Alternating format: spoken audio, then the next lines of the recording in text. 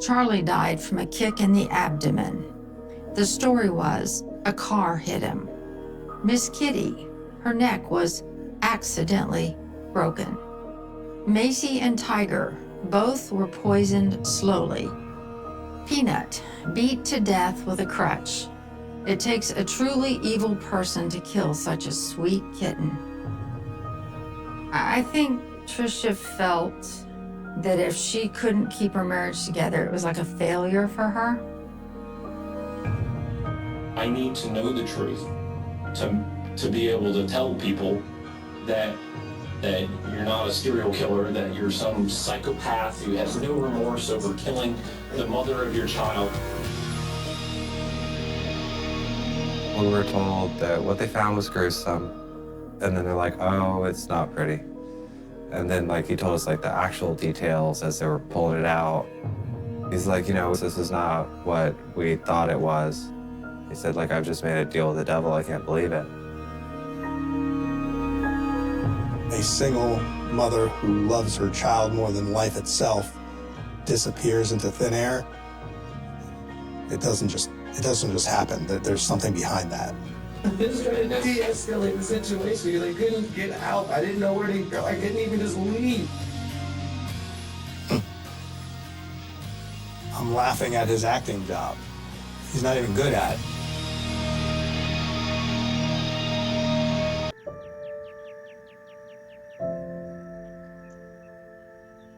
I haven't been out here very often, but occasionally I just like to because, I don't know, I just sort of feel her more here than I did in the cemetery.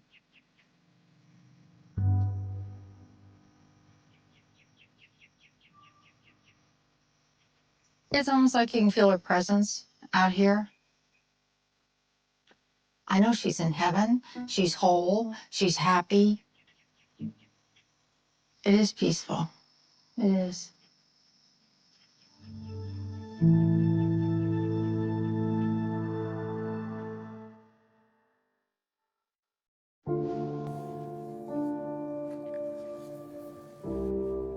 First date between Stephen and Trisha. I think she was either a junior or senior, so she was 17 or 18 in that picture.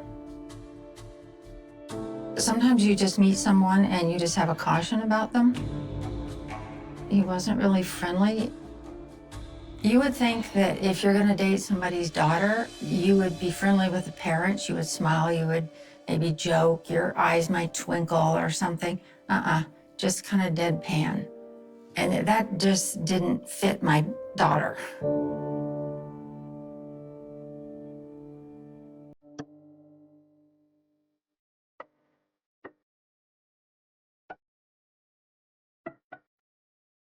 I don't remember when I learned that things were serious. They must have had more of a relationship than showed to me. She was a private person. She made up her own mind about things. She told me that they went on and had their own little wedding. That's about all I knew about it. I felt bad for her when I heard that because I know she would have enjoyed having a normal wedding.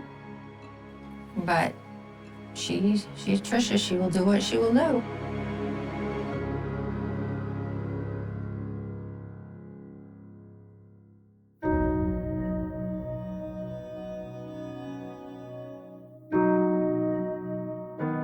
Trisha wanted to be a mother so badly, and she was just so happy in every stage of it.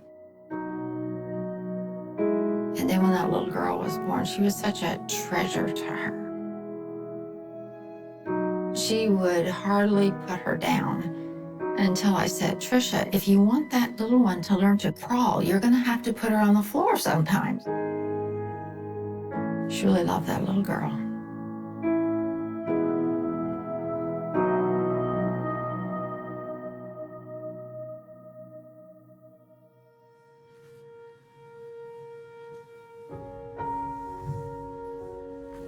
This is a photo of my sister at my brother's wedding. Trisha was just really adventuresome, and A really sweet girl, but like tough, from the military. She was a lot of fun.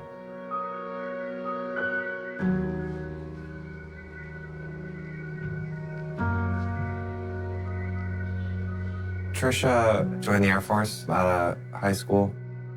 She went to basic training and stuff, and then when she got out, we just heard that she was married.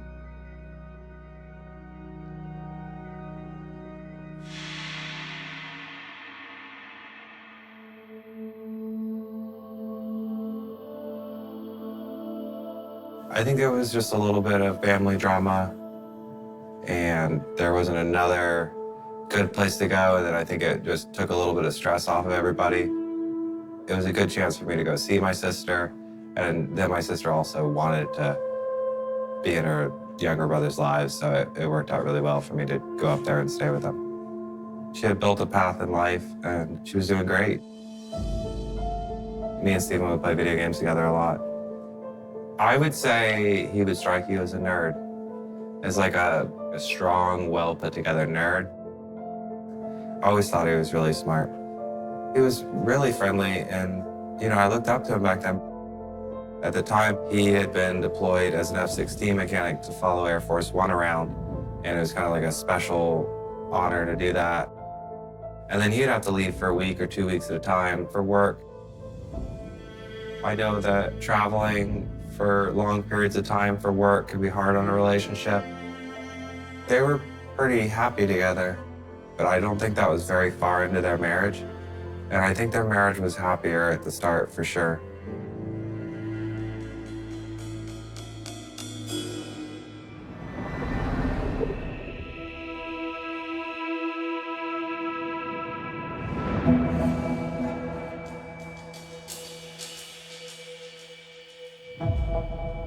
The case started in an innocuous fashion.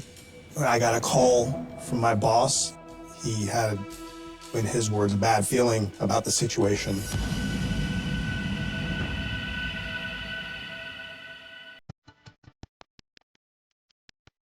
On April 27th, family could not locate Trisha. Her car was found with the keys to the ignition next to the residence that she was living at the time in Florida. Her purse was in the vehicle, her wallet was missing, and her cell phone was missing. That obviously sent up alarm bells relatively quickly for the family. Road Patrol deputy responded, and it started from there. Really, it was just a missing person at that point. Nothing more, nothing less. Trisha was known for going on nature hikes, long walks, and within a couple of days, missing. They had all-terrain vehicles out in rural parts of the county. It was a massive search. The air units were up looking in rural areas that were difficult to reach by motor vehicles. The community response was rapid. So between the volunteers and really the entire agency of the Martin County Sheriff's Office being involved in an all-out search for her, this really became big local news. But they were very quickly running into a dead end.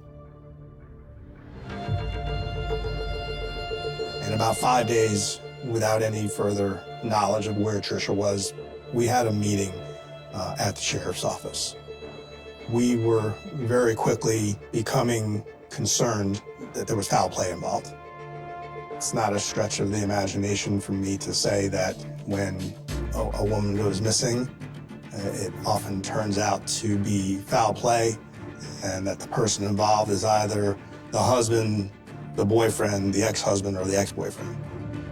I would say everybody in the room knew that the person that may be responsible and probably was responsible for her disappearance was Stephen Williams.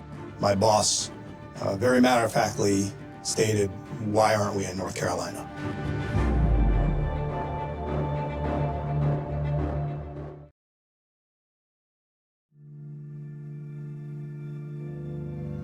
The first years of Trisha's marriage, they're in the Air Force. So when you're in the Air Force, you go where the Air Force sends you, and you have to be there. So we didn't see them that often.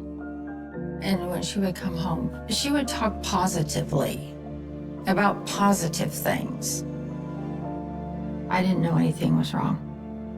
She was very good at hiding how she felt. I didn't know the worst of it for a long time.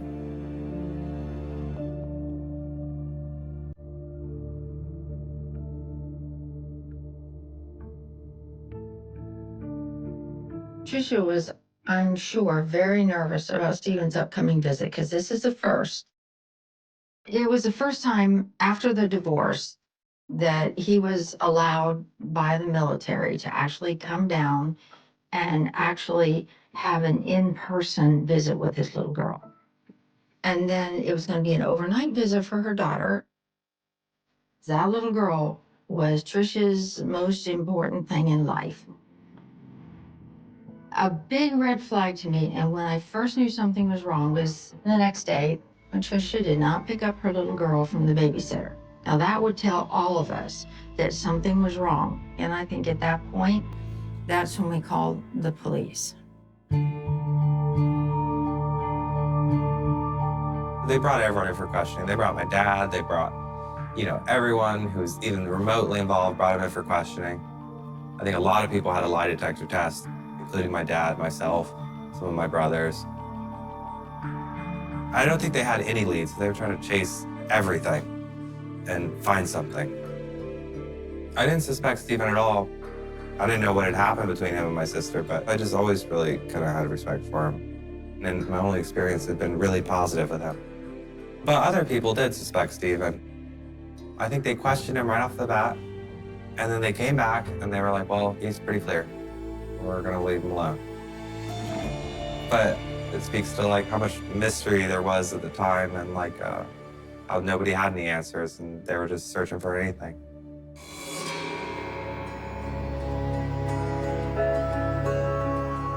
The Martin County Sheriff's Office had only spoken with Mr. Williams over the telephone. Within the first day or two, what was known was that Stephen Williams had been down from North Carolina, where he was in the Air Force. He had rented an Airbnb so that he could spend some time with their child. We know that Tricia had gone to the house that Stephen had rented based on his statement that he gave. The child had been dropped off. He mentioned that when she was about to leave, she noticed that her fuel tank was pretty much on empty. He went and obtained gasoline for her at a local gas station, returned, put gas in her car. She left, and that was the last he saw her.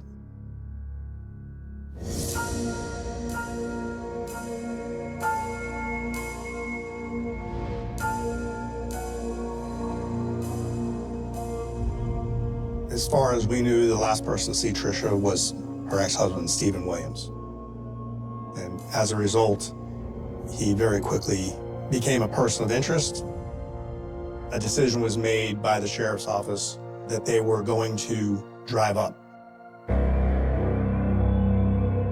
We arrived there quite early in the morning. We knocked on the door. He answered the door. From my vantage point, he did seem somewhat surprised that we were there. He did agree to come to the Raleigh Police Department for an interview. But his story was more or less the same that he had already provided to the family, as well as to us. But when he was asked if he would agree to submit to a polygraph examination, he declined, which certainly raised alarm bells with me, and he left to head back to work.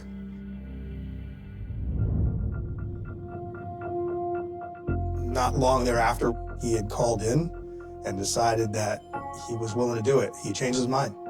I was stunned that he changed his mind and agreed to do it. And now, of course, what's going through my mind is maybe he isn't involved. I mean, who would submit to a polygraph if you are involved? He sat for the polygraph. Mr. Williams appeared to me to be calm and quite deliberate with his responses. Do you know where Tricia Todd is? No. Did you have any involvement in the disappearance of Tricia Todd? No. Surprisingly enough, the polygraph came back as inconclusive, And frankly, the polygraph examiner confided in me, said, look, maybe this guy's telling the truth, which I couldn't believe it. Honestly, I thought we were at a dead end.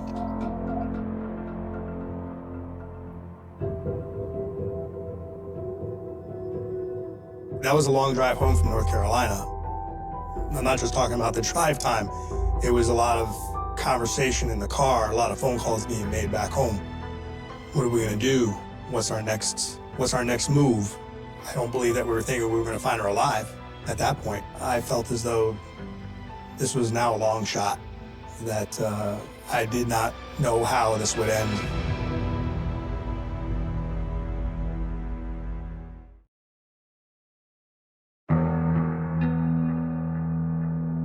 Trisha didn't hardly talk about what had happened until she left him. That's when things started coming out. She said when he would come back from his deployment, she would go to the airport to pick him up, and there were his girlfriends waiting for him as well. But he obviously didn't care about hurting her. Frankly, I think that would have been a good time to say goodbye, Stephen. But she hung on. I think Trisha let out her feelings more on her live journal, which had a password on it, so we couldn't see it. I think that was her way of letting some of this stuff out.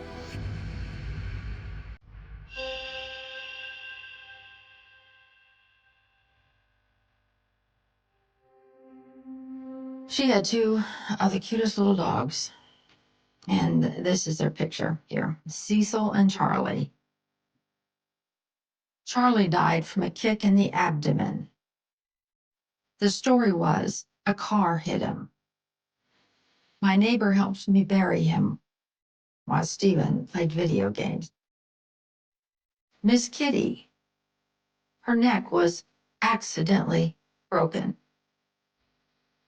Macy and Tiger, both were poisoned slowly. Peanut, beat to death with a crutch. I couldn't make an excuse for him that time. It takes a truly evil person to kill such a sweet kitten. I finally saw him for what he was and left him. Stephen stood and watched coldly while I cried my eyes out, cleaning up the blood. Yeah, that's terrible. That is really terrible, and I'm sure it broke her heart.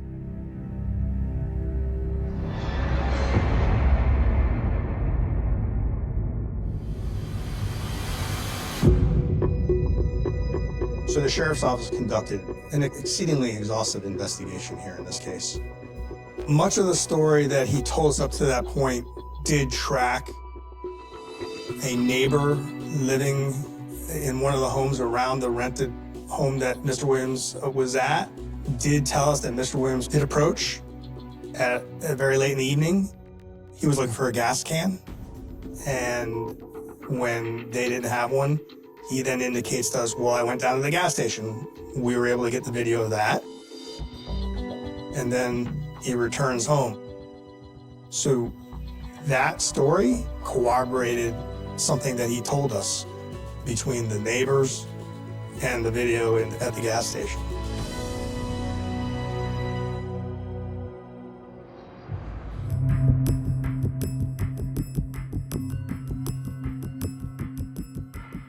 One of the tools that we had at our disposal were video cameras.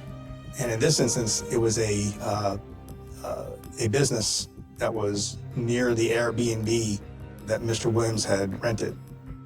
On that video camera, we believed we could make out at a point roughly 4 o'clock in the morning on April 27th, there is a figure that is walking along the road that would be coming from Trisha Todd's residence towards Mr. Williams' Airbnb.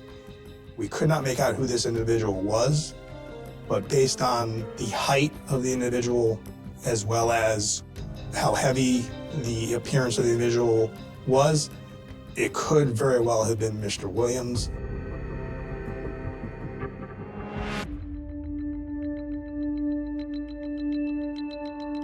They confronted him with some of the video evidence, And during this conversation, Mr. Williams changed his story for the first time.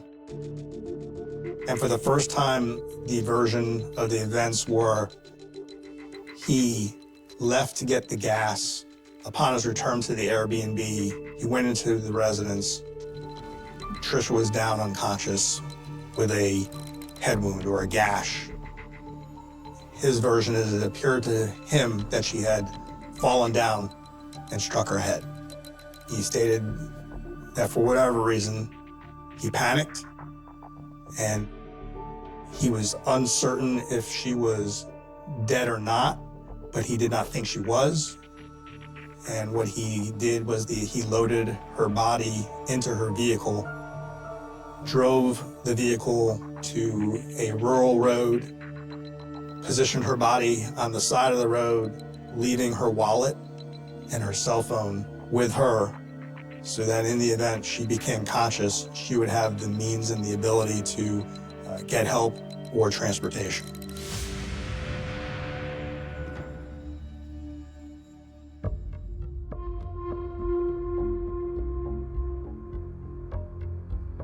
Okay, so you come back and then She stays in here while I go and get gas. And I come back, put the gas in her car, put the gas can in her trunk. And when I come back inside, I figured she'd still be here or wherever, but she wasn't. So where was she? she was in here and she was playing this way. I wasn't even touch her initially because I didn't even know what to do. I just kind of paced and tried to figure out what I was supposed to do. I didn't know if I should call anyone because all I thought about was, great, I call the police and they show up, and then how does this look? You know, it's stupid late and your ex-spouse is unconscious on a bedroom floor. Like, how does that look? You know, how do you explain that? I didn't believe that story, but we still did not have enough to arrest him. And unless we had a body where a medical examiner could engage in a full forensic examination of the remains, and we didn't have anything else to go on.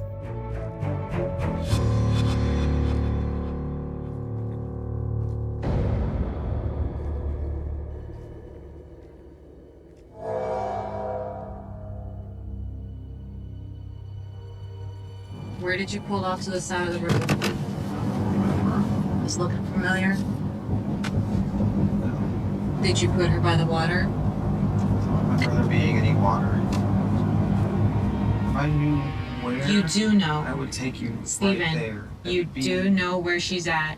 The only reason that you would not take us to her is if something else happened at house, and you're not telling me. Where did you take her to? I don't know. The narcissist tells these stories thinking that we're going to believe them.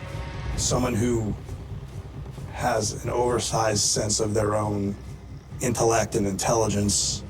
So your daughter's gonna grow up knowing that dad got rid of mom's body. That's I what don't your know daughter's anything gonna grow about up. getting rid of the body. I don't even know what you do with the body. I don't know the first thing about any of that. We knew Trisha Todd was dead. We just didn't know how. We didn't know where. And we weren't going to let this go.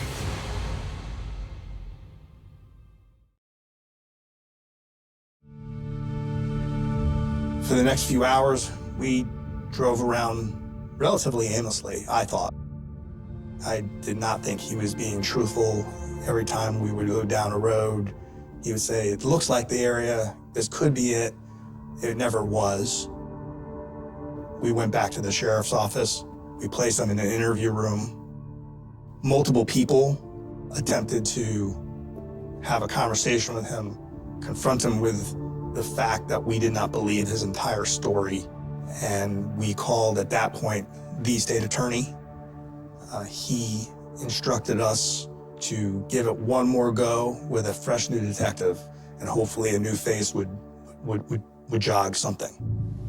So what do you want me to tell you? What do you want me to tell you, Dad? I want you to tell me the Because truth. I'm telling you, I didn't hurt this woman. Okay. I never did anything to injure her or hurt her.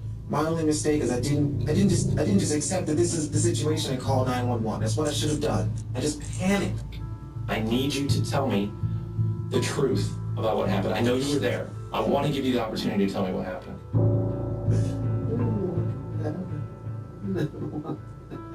I know you did. It's not something that's you can like weigh you down for the rest of your life. So yeah, she came over, talking about nonsense and bringing up child support. And then she's just going on and on about now I owe her more money and back child support. It just got so aggressive and I'm just trying to back away and de-escalate and I can't even leave the house now. And then she gets even more aggressive and in my face and pushing me back. And it just escalated. And then I just moved her away. She slipped. And that's when she freaking fell. And I'm like, oh, I asked her if she was okay. It was like a weird sound. She didn't say anything though. And then I freaking panicked. I just trying to de-escalate the situation because I couldn't get out. I didn't know where to go. I couldn't even just leave. Like all I wanted to do was just leave. I just wanted nothing to do with that. Well, we need to know where Trisha is. I don't know.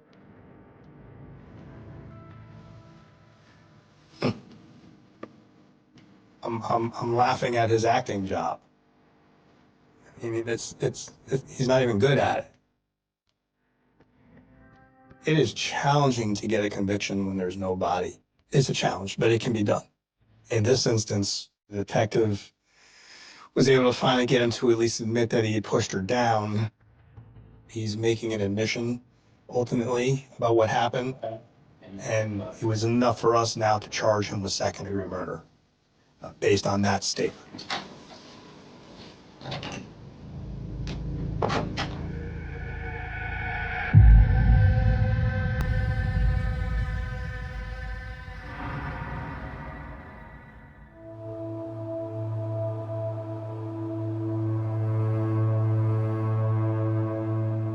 The county attorney called a meeting and we discussed it. You know, what did we want to do? How badly did we want to find her?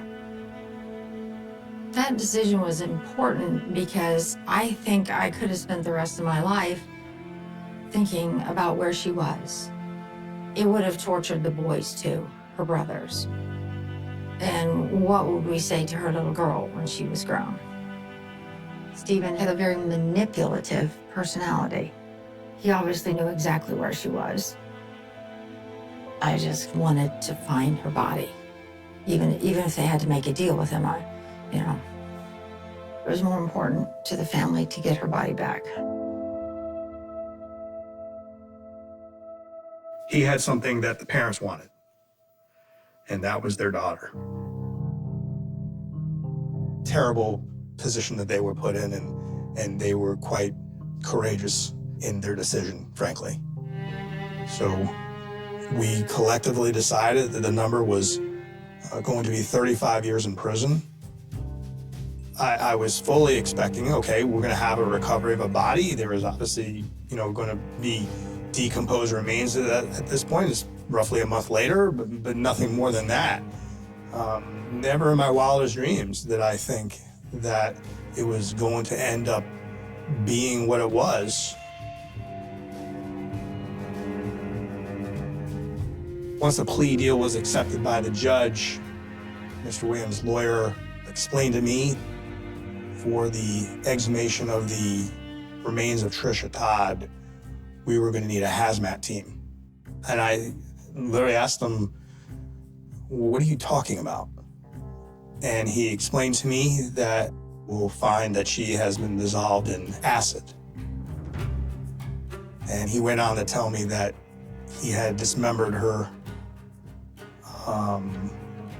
removing all of her teeth, and also removing all of her fingertips.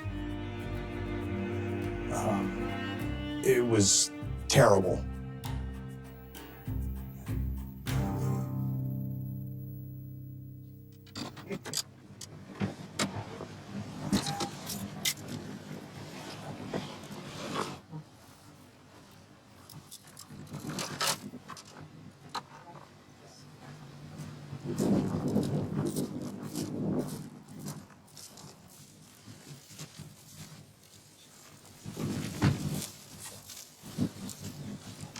So when you place the flag,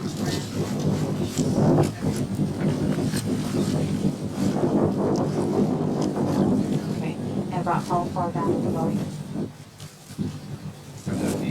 Okay. It's about 2.5 feet down. Okay. And there's no way it could be any back further, or you're certain this is it here? This would be Okay. All he is just doing is, in an unemotional way, just bringing us to the remains of Trisha. I got the sense that he just didn't want to be there. Is this guy a human? Right? That's what everyone's asking themselves.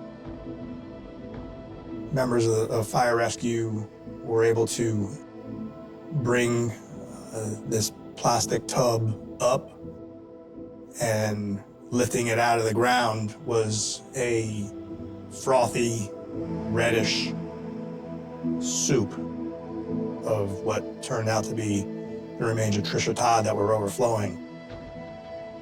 And all that was ultimately recovered, all that was not liquefied, that was located, was part of Trisha's pelvic region, as well as part of her torso. We were frankly numb. I was numb. What you saw was something that you don't unsee. Shock. This was the most horrendous case that I've ever been involved in as a prosecutor. You know, this case is a perfect example, as you never know about the evil that is among us. You recognize the true evil that Stephen Williams is.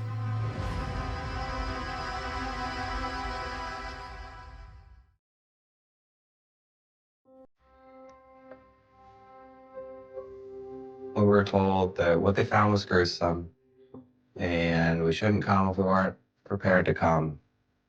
And then I remember that only a couple of us went. Like, I remember one of the first details we got was, well, it's buried. It's not on the surface, like he said. And so they're like, that's a bad sign. And then they're like, oh, it's not pretty. And then, like, he told us, like, the actual details as they were pulling it out. He's like, you know, this is not what we thought it was. He said, like, I've just made a deal with the devil. I can't believe it.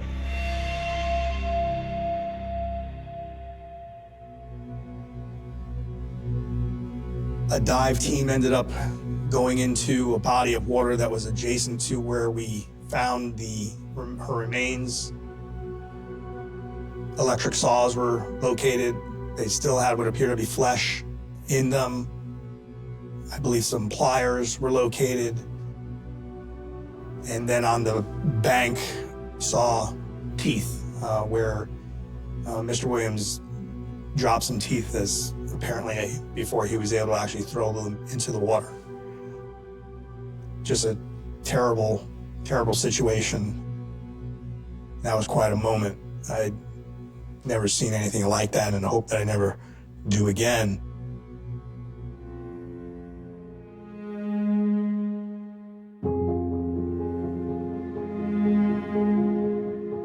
Well, what he had done was to dismember her with a chainsaw that he bought at least a month earlier. And then he put her in a Rubbermaid tub and filled it with acid and buried the tub. Yeah, it was horrible. What kind of heart must somebody like that have? Very evil one.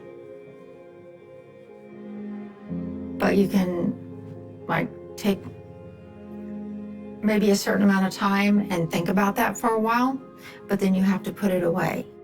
You can, and if you carry it heavy all the time, you can make yourself sick.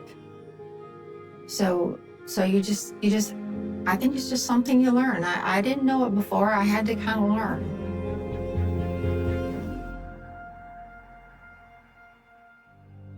It was our understanding that he was having to pay child support. And that was certainly something that he did not want to have to be responsible for. I would say that, unfortunately, people have killed for less.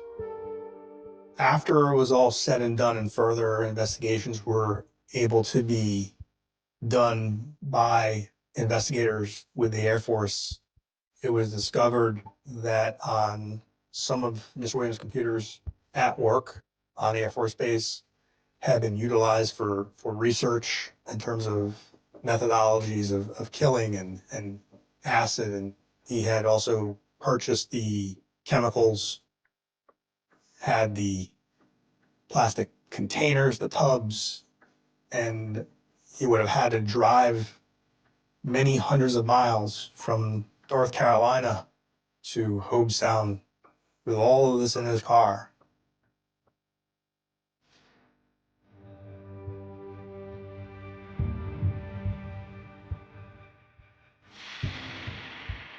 It explains why when offered the polygraph exam, he initially said no.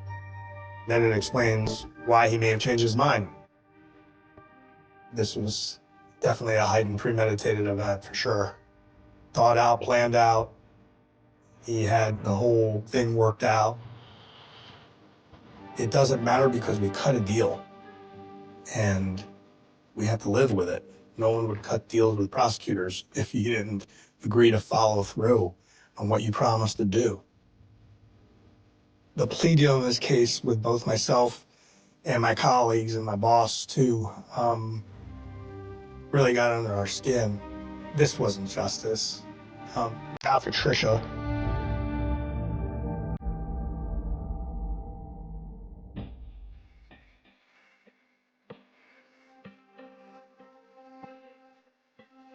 The Air Force has a slam dunk first-degree murder case. Can't lose. Stephen Williams played everybody, right? I mean, yeah, he's serving prison time. He's doing 35 years. But in 2046, he wins. Stephen Williams played us. And he played on Trisha's parents. He knew that they were going to jump at wanting the body, wanting her remains.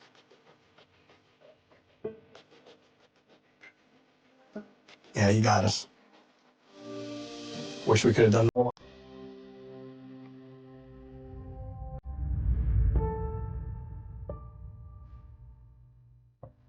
We talked about what Trisha should be remembered for a lot when it was happening. And we came to that Trisha would forgive, so that we should. It was a huge honor to Trisha. I think if we hadn't thought of that, I don't think we would have made it through as calmly. I think before we thought of that, we were all in emotional distress about it and kind of freaking out. And then after we came to that, it made us able to deal with it a lot better. I struggle to think that people have evil in them.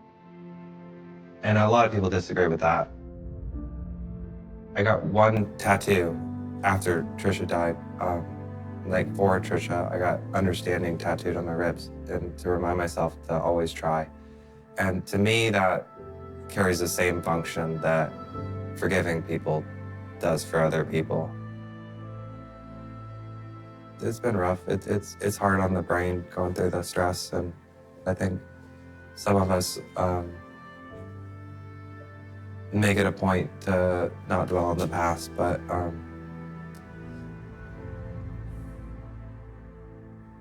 yeah.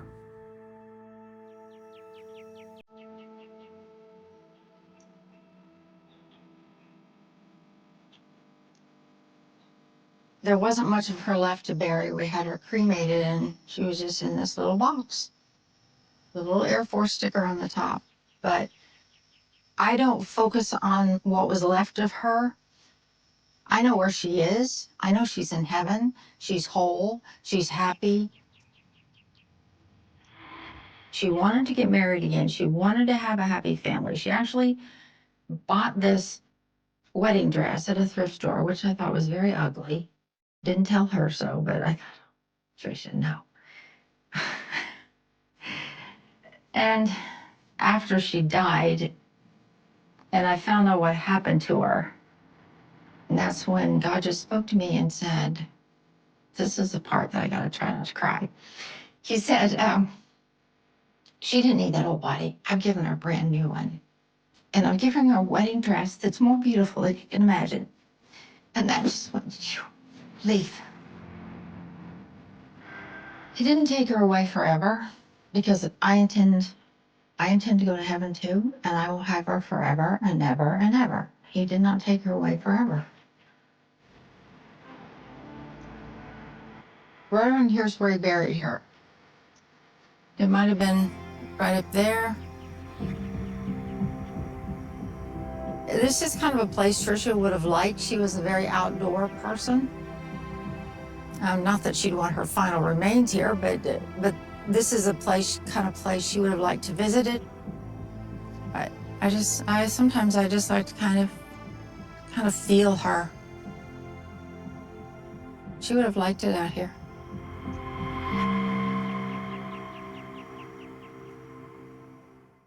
The sound of sprinklers in a quiet California suburb, the kind of dawn that feels too still, too peaceful for what's about to happen. It was the summer of 1991, and the sun had just broken over the rooftops when a neighbor found the body of 23-year-old Melissa Carter lying at the edge of a dirt path behind her house. She was barefoot, her hair tangled with dust and dried grass, her eyes wide open, frozen in shock, staring at nothing. It was a neighborhood where everyone knew everyone. Kids rode their bikes until sunset dogs barked behind white fences and porch lights flickered on like clockwork. But that morning, silence spread like a disease. The police sealed off the cul-de-sac with yellow tape, and for the first time, people looked at each other not as neighbors, but as suspects. Melissa had been missing for 2 days. Her friends said she never came home after a late shift at the diner. She was supposed to meet her boyfriend that night. She never showed. Her parents filed a missing persons report the next morning, but the small-town police had seen dozens of runaways before. They told them to wait. She'll be back. She didn't come back. The crime scene was brutal, confusing. No signs of robbery, no sexual assault, no struggle. Her keys, wallet, and car were all there untouched. It looked like she had simply lain down in the dirt and died. But one thing stood out, a thin gold chain wrapped tightly around her wrist, twisted several times, almost cutting into her skin.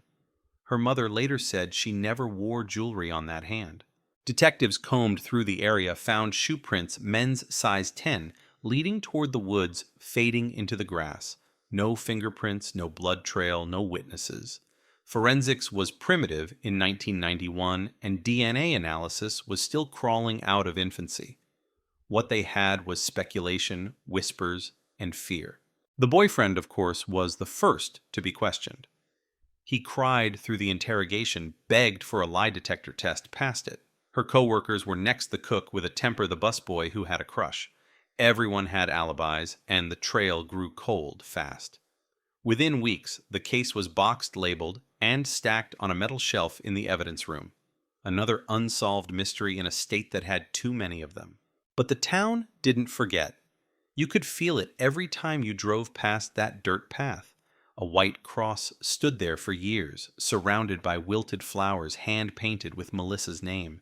Teenagers dared each other to visit at night. They said her ghost walked the path barefoot, whispering for help. Her parents moved away in 1995. The boyfriend left town, changed his name, tried to start over. But the neighbors stayed. The houses stayed. The silence stayed. Then came 2019, 28 years later. A new sheriff, a new forensic lab, and an old box collecting dust. Inside the same gold chain, a single strand of hair stuck to the clasp. It was sent for DNA testing, something that couldn't have been done back then. When the results came in, it wasn't what anyone expected. The hair didn't belong to Melissa. It belonged to a man. Someone who'd lived less than 200 feet from her house. A man who'd mowed his lawn every Sunday, waved at her father every morning, fixed fences, lent tools, and brought casseroles when she died. His name was Daniel Reed. Married, 2 kids, worked construction, moved out of state in 2002. No criminal record, no reason to suspect him until now. Detectives reopened the file quietly. They traced Reed's new address, Nevada, suburban ordinary. They contacted his wife. She said he'd been distant lately, waking up at night in a sweat. Nightmares, she said. They obtained a warrant for his DNA. When the lab results came back, the match was perfect, a full genetic link to the strand found on Melissa's chain. The sheriff's office went silent for 3 days. They needed to be sure.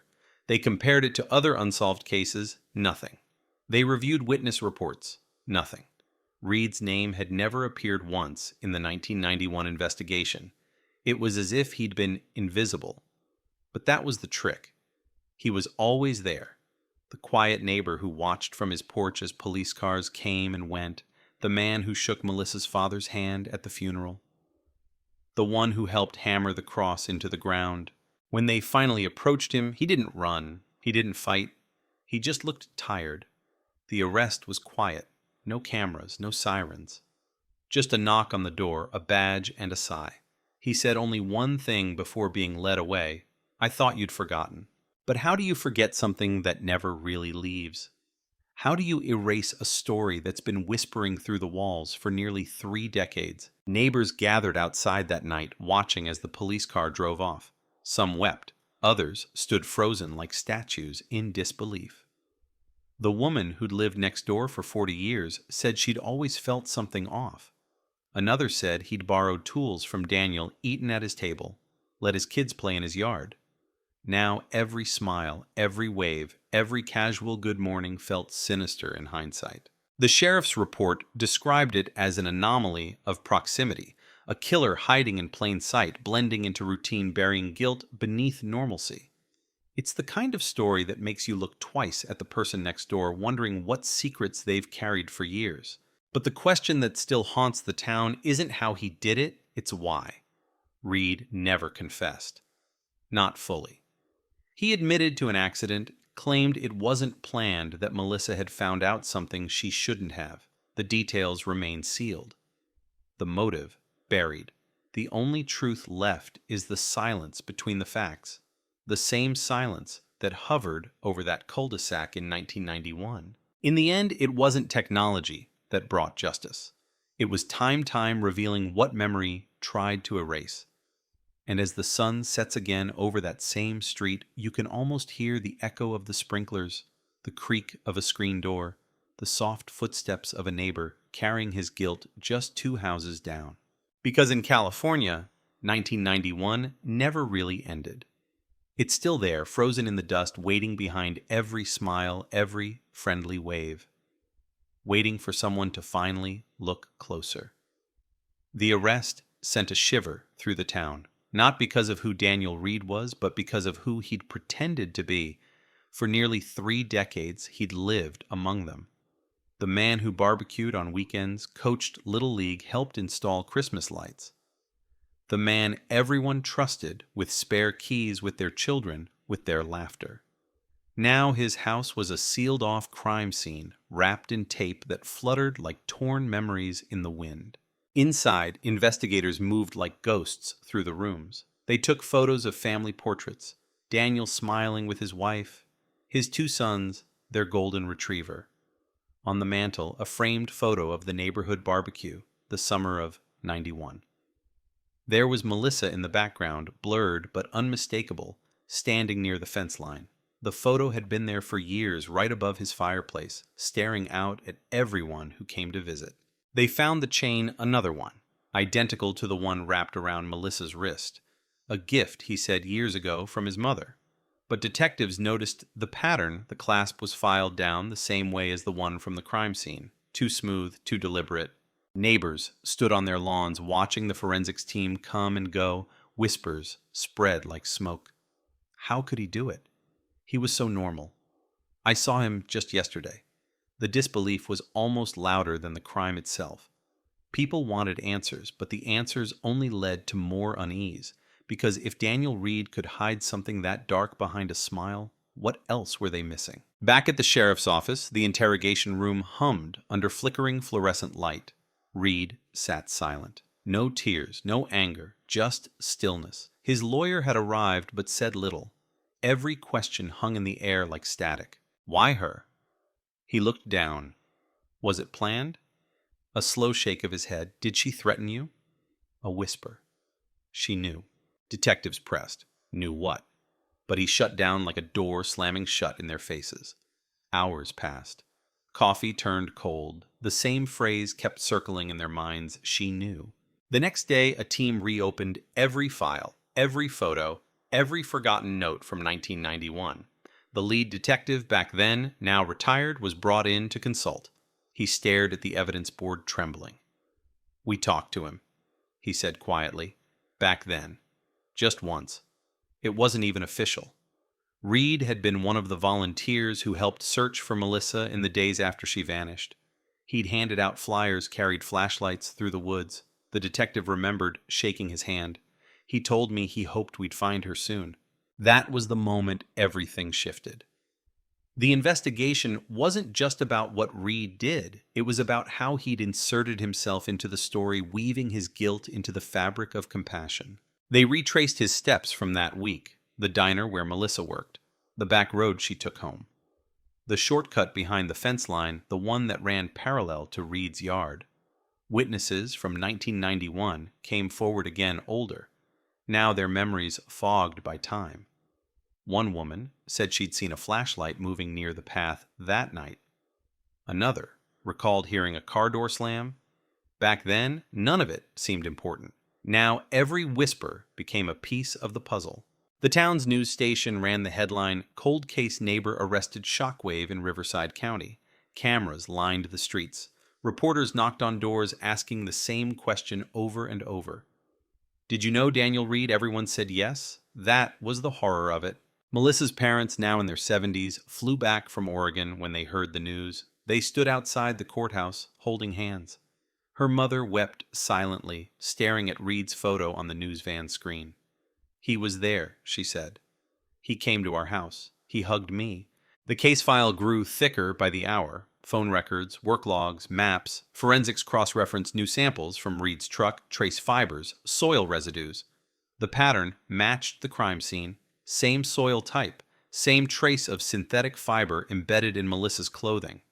The evidence was screaming, but the motive stayed mute. Investigators combed through Reed's past. His marriage looked perfect on paper, no domestic violence, no criminal complaints, no sudden financial collapse. But his wife spoke of moments. The way he'd sometimes go quiet for hours, sitting on the porch long after midnight, the way he'd flinch when she mentioned the woods behind their old house. She said she once found a small box buried in the garage filled with old newspaper clippings about unsolved murders. He told her it was for a writing project. She'd believed him. When they unearthed the box, one clipping stood out. Local waitress found dead police baffled. The ink had faded, but Melissa's name was still visible, a red circle around it. Below, in pencil, "Not supposed to happen." FBI profilers joined the case, drawn by the strange mix of control and remorse. They said he fit the pattern of a proximity predator, someone who kills within their circle, then blends into the aftermath to maintain control of the narrative. He didn't just hide, one agent said. He rewrote the story from inside. The townspeople began turning on themselves. Rumors grew wild. Old friends accused each other of knowing of ignoring signs. The community fractured along invisible lines of guilt and fear. The church held a vigil for Melissa, 30 candles, one for each year since her death. But even prayer felt hollow now. The faces that once smiled in solidarity were now searching each other for secrets. At the edge of it all, a reporter found something buried in the county archives, a police call from the night before Melissa vanished. A noise complaint. 11:43. PM caller Daniel Reed. He'd reported screaming near the path. Officers responded, found nothing. The report ended there. No follow-up. No second check. For 28 years, it had been buried in paperwork. When confronted, Reed said he didn't remember, but the coincidence was too sharp to ignore. He'd called the police on himself. A panic reflex, a twisted attempt at an alibi no one knew. But it painted a picture of a man spiraling between guilt and self-preservation even as the act was unfolding. Days turned to weeks. The media fed on the story. The neighbor next door, they called him. The friendly face behind a nightmare. Talk shows speculated. True crime podcasts dissected every detail. The town became a map of shadows, every street corner a reminder of what had been buried too long. Reed's trial loomed, but the courtroom was secondary. The real drama played out in living rooms, coffee shops, on glowing phone screens where people whispered and posted and wondered how close evil had lived to their own doorsteps. And still that phrase haunted everyone she knew. Investigators believed Melissa had discovered something in the days before her death, something Reed wanted hidden. But from what she worked at, a diner, attended night classes, lived quietly. No scandal, no drama. Then a forgotten notebook, surfaced in her old belongings, stored in an evidence box. Inside were pages of sketches notes and a list of names. One was circled Daniel. It wasn't proof, but it was enough to make the air heavier. Maybe she'd noticed something suspicious behavior, strange patterns and encounter that made her uneasy. Maybe she'd confided in someone who didn't take her seriously. Maybe the truth had been sitting in plain sight all along, just like the killer. The sheriff's office remained tight-lipped, but one deputy leaked a detail to the press, a partial confession recorded off camera. Reed described a confrontation a mistake that went too far. He never said the words kill or murder. He called it a moment. But behind that word lay 3 decades of silence, a lifetime of pretending. At night, the cul-de-sac glowed with porch lights that never turned off anymore. People locked their doors twice, checked their windows, avoided eye contact. The sense of community that once defined the place had curdled into paranoia, and somewhere between grief and relief, the story of Melissa Carter turned from tragedy to warning and echo, reminding everyone that evil doesn't always wear a mask. Sometimes it wears a neighbor's smile. The case may have been solved, but the mystery was far from over, because beneath every confession lies the part that's left unsaid. And in the stillness of that California town, you could almost hear it, the heartbeat of a secret that refused to die. It started with a file that didn't belong. A box, mislabeled, stored in the same evidence locker where Melissa Carter's chain had sat for nearly 3 decades. Inside dust-coated photos, an old VHS tape, a handwritten tag, unidentified female, 1989. The victim had been found 50 miles north near a service road off Interstate 15. No ID, no family, no leads. She was buried as Jane Doe. Back then, no one had connected her to anything. But the location, the method, the way the body was left, barefoot hands bound by a gold chain, it all whispered the same story. Detective Harper was the first to notice it. He was young, born years after the first murder, but he had the kind of mind that saw patterns where others saw coincidences. Late one night, under the dim hum of fluorescent light, he placed the photos side by side. Melissa in 1991, Jane Doe in 1989. The same binding on the wrist. The same placement near a dirt path. The same eerie calm in the scene, as if the killer had arranged it, staged it almost like a ritual. The theory spread through the task force like a spark through dry grass. Suddenly, what had seemed like closure began to unravel.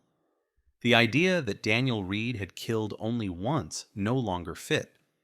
Investigators dug deeper into the database old reports missing women abandoned cases from the late 80s and early 90s, and there they were 3 names, 3 women, all gone within a 40-mile radius of Reed's old job sites. Construction projects, temporary contracts, different towns, same method. By dawn, the sheriff's office looked like a war room. Maps pinned with red strings, photographs layered on corkboards, timelines stretching back 30 years, the word serial pattern circled in thick black marker. But patterns don't equal proof. The DA wanted evidence, not intuition. So Harper went back to the lab. The Jane Doe box was reopened.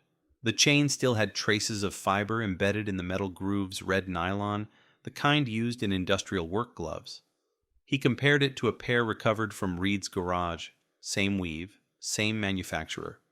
A batch discontinued in 1992. When confronted with the photos, Reed said nothing. He sat with his hands folded, staring at the table. Then, without lifting his head, he said quietly, "I didn't know her name." The room froze. The detectives exchanged glances. No one had mentioned she was unidentified. Only the tag in the evidence box said that. It wasn't a confession, not legally, but it was enough to turn suspicion into certainty. The sheriff authorized a search of Reed's old job logs. They found gaps, days he hadn't shown up on site hours, unaccounted for distances that didn't add up. When cross-checked with missing persons reports, the alignment was uncanny. 3 disappearances, 3 towns, 3 sets of footprints leading nowhere. And then the VHS tape. It wasn't from police archives. It was from Reed's garage, buried in a box labeled Home Movies. The footage was grainy, filmed on an old camcorder. Most of it showed family moments, birthday parties, Christmas mornings, his sons playing in the yard. But near the end, the frame flickered. The angle shifted. The camera was sitting on a tripod facing the back fence. You could see the woods. And for a few seconds, a figure appeared, a young woman, walking past unaware she was being filmed. The timestamp read, June 3rd, 1989. The footage cut to black. Experts couldn't prove who the woman was. But the timing, the angle, the proximity, it was the same week Jane Doe was killed. And when investigators slowed the footage zoomed in frame by frame, they saw something glinting on the woman's wrist. A thin, gold chain. The discovery hit the media before police could contain it. Headlines screamed across the state neighbor killer linked to multiple murders, hidden tapes found. The story metastasized online. News vans camped outside the courthouse. Everyone wanted to see the face of the man who'd fooled an entire town, who'd smiled through decades of guilt. His wife, Evelyn Reed, broke her silence. She appeared on camera trembling. "He wasn't who I thought he was," she said, her voice hollow. "He had dark moods. I told myself it was stress. I told myself everyone changes. But some nights he'd wake up and just stand at the window, watching." Her sons refused to speak. One moved out of state. The other vanished from public view. Meanwhile, the investigation bled into the past like ink spreading across paper. More missing persons, more old reports, more overlooked evidence. Each discovery felt like reopening a wound. Reed's former coworkers remembered him leaving early from job sites, always taking the long way home. A waitress recalled him sitting alone at diners off the highway, staring at nothing for hours. A motel clerk recognized his photo. He used to rent room 12, she said. Always room 12. The search of that old motel, long since abandoned, turned up a knife handle buried beneath floorboards. The blade was missing, but the imprint of a serial number remained. It matched a purchase receipt found in Reed's old records. The date, April 1989. The FBI began calling him the Riverside Neighbor, a nickname born from irony, a killer who blended into the fabric of community. His pattern wasn't about opportunity, it was about proximity. He hunted within comfort zones, places he could explain being, places no one would question him. But the chilling part wasn't the murders themselves, it was what came after. Each time a body was found, Reed joined the search. He stood among volunteers, carried flashlights, offered condolences. He turned grief into camouflage. One investigator said he didn't just kill them. He built himself into the story so he could control how it ended. The DA expanded the charges. Melissa Carter, Jane Doe, potentially 2 more pending DNA confirmation. It became one of the largest cold case reopenings in California history. And yet, in every hearing, every photograph, every piece of evidence displayed in court, Reed never flinched. His face stayed blank, unreadable. The stillness of someone who had long since made peace with the monsters inside him. Reporters dissected his life. The childhood in Fresno, the early jobs, the quiet demeanor. Neighbors described him as helpful, humble, ordinary. A retired teacher recalled how as a boy Reed once rescued a stray dog from a river. He wasn't cruel, she said. He was empty. That word stuck, empty, because when the profiler looked through his journals, that's what they found. Pages filled with dates, times, coordinates. No emotion, no reasoning. Just data as if the killings were entries in a logbook. Then came the twist. A final discovery that turned the narrative inside out. From a storage unit under Reed's name, detectives retrieved a cardboard box filled with Polaroids.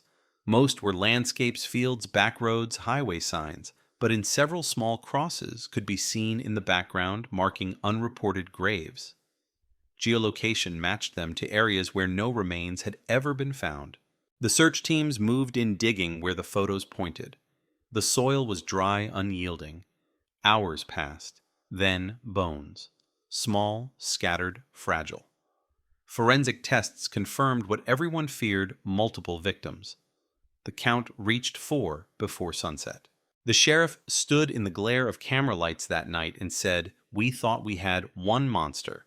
Turns out we were living beside a ghost factory." The community that had once prided itself on trust now walked in shadows. Parents locked doors at dusk. Children weren't allowed past the driveway. The cul-de-sac that had once been a sanctuary was now a crime scene that stretched beyond comprehension. In prison, Reed remained silent. No visitors, no letters. Only the rhythm of his footsteps pacing his cell. When asked by a psychologist why he killed, he simply said, because they were there. It wasn't rage. It wasn't revenge. It was vacancy, a hunger for control, a fascination with the stillness after a heartbeat stops. Melissa's mother never attended the later hearings. She said she wanted to remember her daughter, as she was not as part of his pattern. But she did write a letter, one that was never read aloud in court. It ended with the words, "You took her from us, but you also took yourself. You've been dead since 1991. The rest was just the echo." And maybe that's the truest ending to this kind of story, that evil doesn't vanish when the handcuffs close. It lingers, seeps into the soil, the walls, the air. Every streetlight in that California town still hums a little louder at night. Every neighbor looks twice at the man next door. Because the scariest part isn't that Daniel Reed killed, it's that no one ever saw him coming. The ground gave up its secrets slowly. Every scoop of dirt was a confession whispered by the earth. Beneath the dry California soil, fragments of a truth long buried began to surface, bones, fibers, the glint of metal, half swallowed by time. The excavation site stretched across 3 acres of what used to be open pasture land. Now it was cordoned off with floodlights and yellow tape, a place where silence had weight, and every sound, the scrape of a shovel, the click of a camera, echoed like thunder. They started with the coordinates from the Polaroids. The first dig revealed the remains of a young woman, shallow grave, curled in on herself as if she'd tried to make herself small against the inevitable. A gold chain twisted around her fingers. Her skull bore no fracture, no trauma, just stillness. The coroner said it looked like strangulation. Another chain, another echo of Melissa. Within 48 hours, 2 more sites produced bones.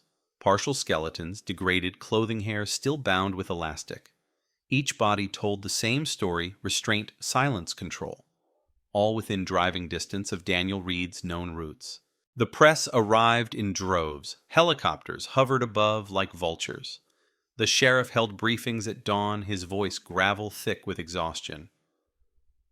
"We're confirming 3 additional victims at this time," he said, but the tremor in his tone told everyone he expected more. Each morning, another discovery. Each night, another candlelight vigil on the cul-de-sac that started it all. Inside, the mobile forensic lab specialists worked without sleep. Bone fragments laid on stainless steel trays, tagged, cataloged, every fragment a story, every tooth a scream no one heard. They used 3D scanning isotope tracing mitochondrial DNA, the kind of technology that didn't exist when these women disappeared. Now machines translated decay into identity. The first match came through after 10 days. Rachel Dunn, 19, vanished in 1989 while driving to visit her cousin. Her car was found abandoned off Route 66 doors, unlocked purse still inside. At the time, investigators had written it off as a runaway. Her mother never stopped searching. She was 80 now, living in Arizona when the call came. She cried without words for nearly 20 minutes before asking the only question that mattered. Did he hurt her? No one knew how to answer. The second match was harder. DNA linked to Jessica Allen, 26, last seen leaving a laundromat in 1990. Single mother, 2 kids.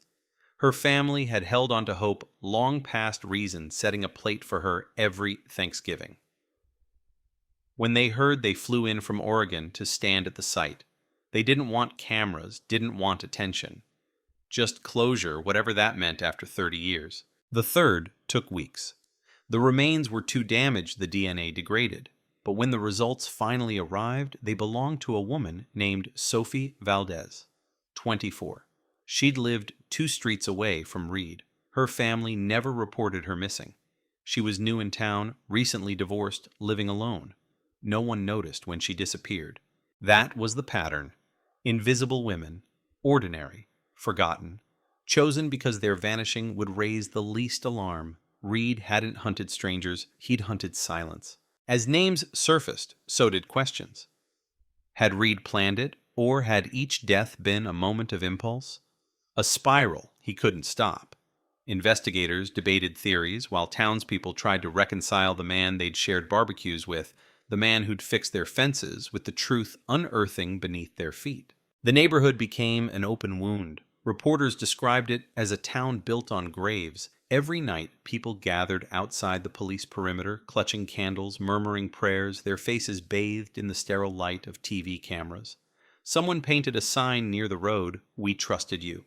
Detective Harper barely slept. He spent hours staring at the evidence boards, tracing red lines between photographs. He couldn't shake the feeling there was more, that somewhere buried deeper, the final piece of this grotesque puzzle waited. Then he noticed something on one of the Polaroids, a shadow in the corner, faint, almost invisible, the outline of a boot print near the base of an oak tree. When they measured the coordinates, it led them to a fourth site. The excavation team worked through the night.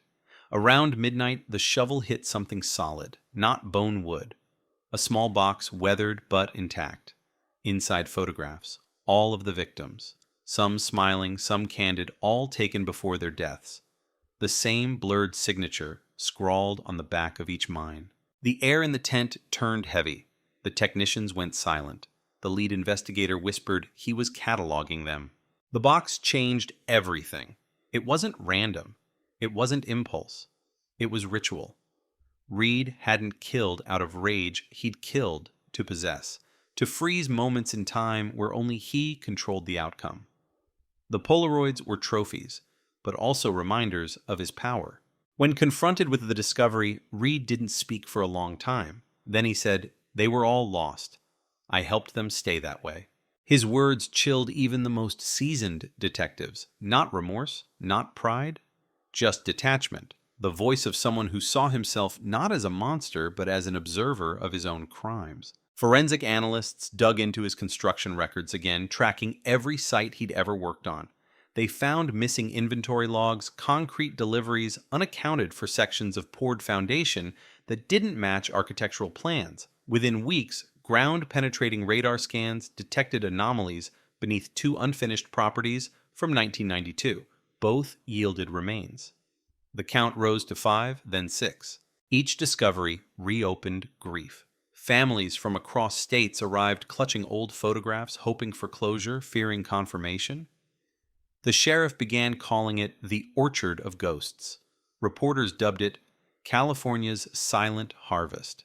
In the town, memorials bloomed on every corner, flowers, photos, candles, the faces of women who'd been missing longer than some of the people lighting those candles had been alive.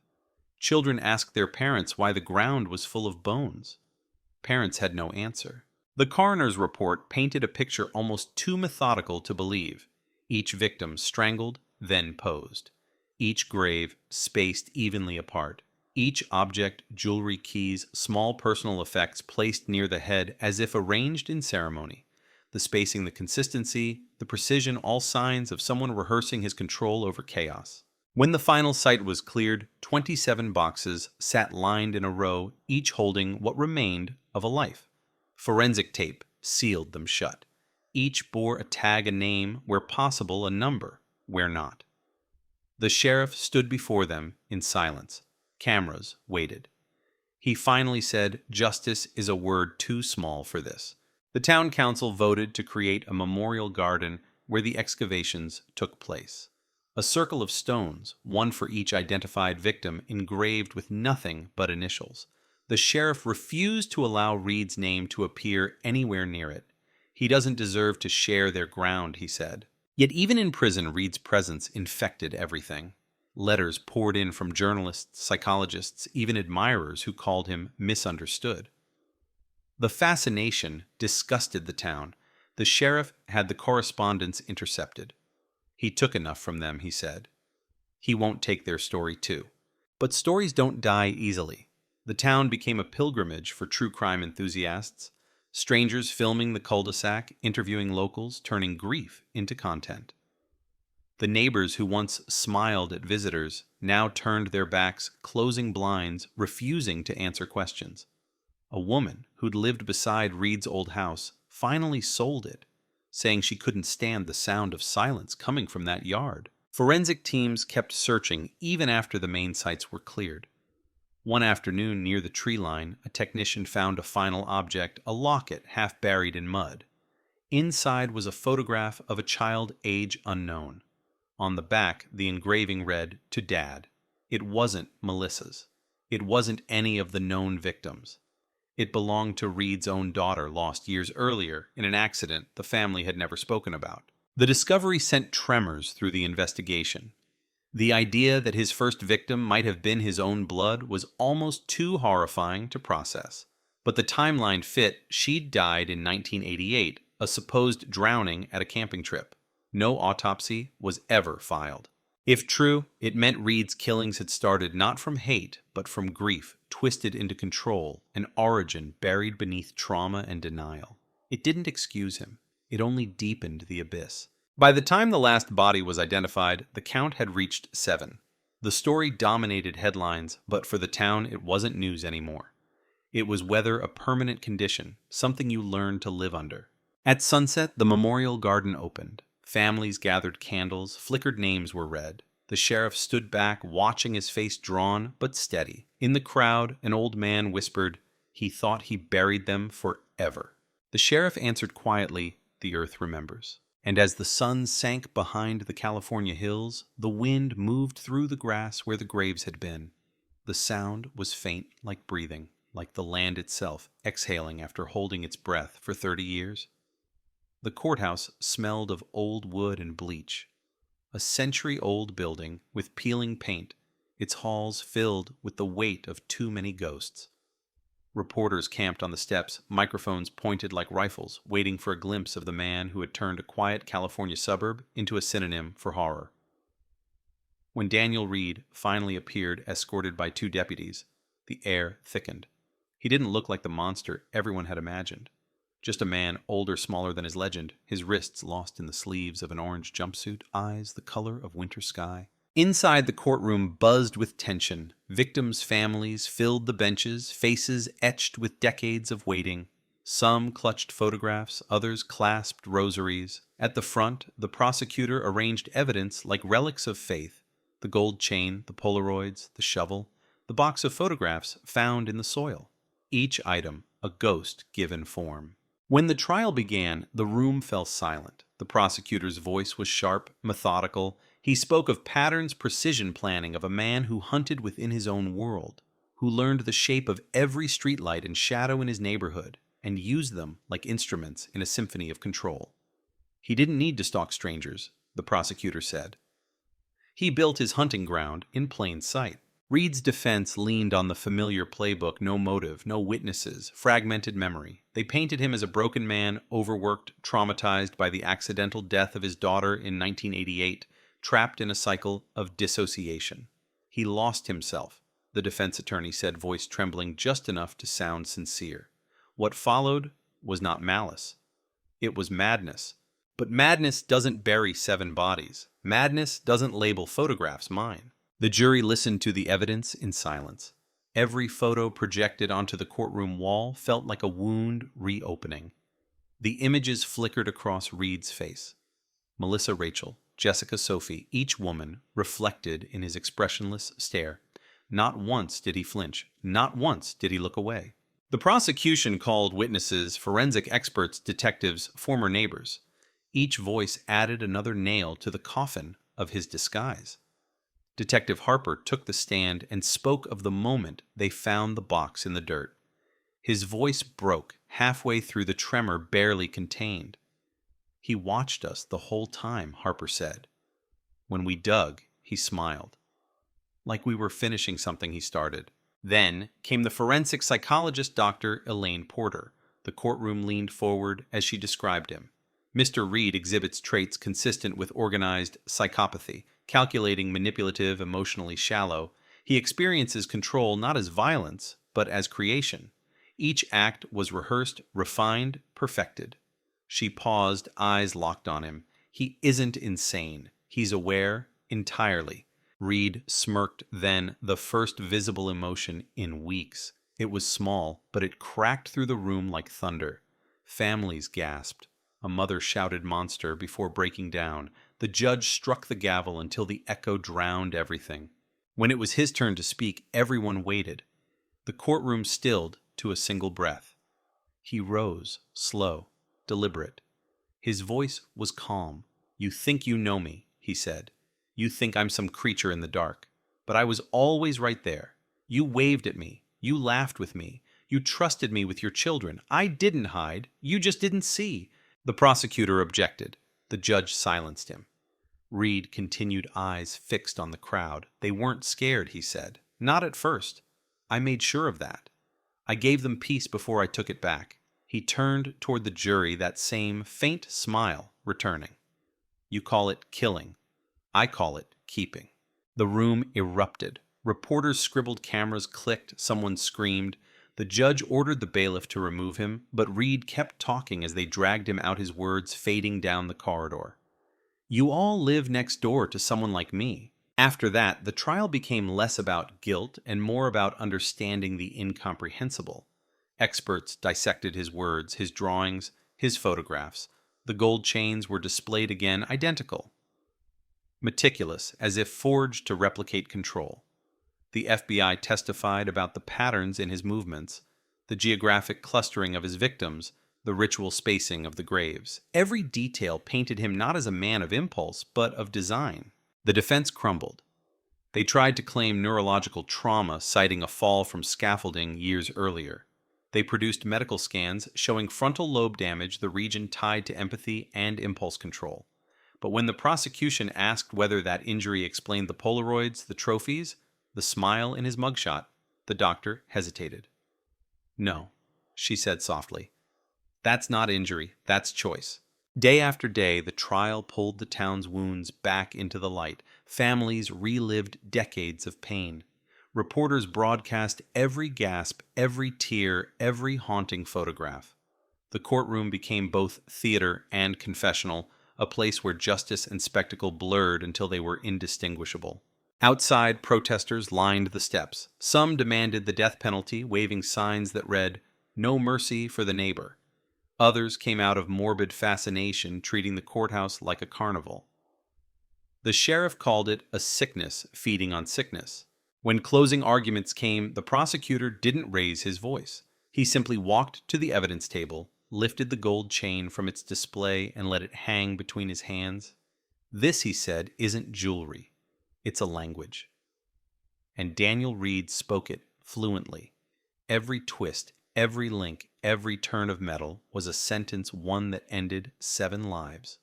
He looked at the jury. "You can't give those women their voices back, but you can make sure his goes silent." The jury deliberated for 7 hours. When they returned, no one breathed. The foreman stood paper trembling.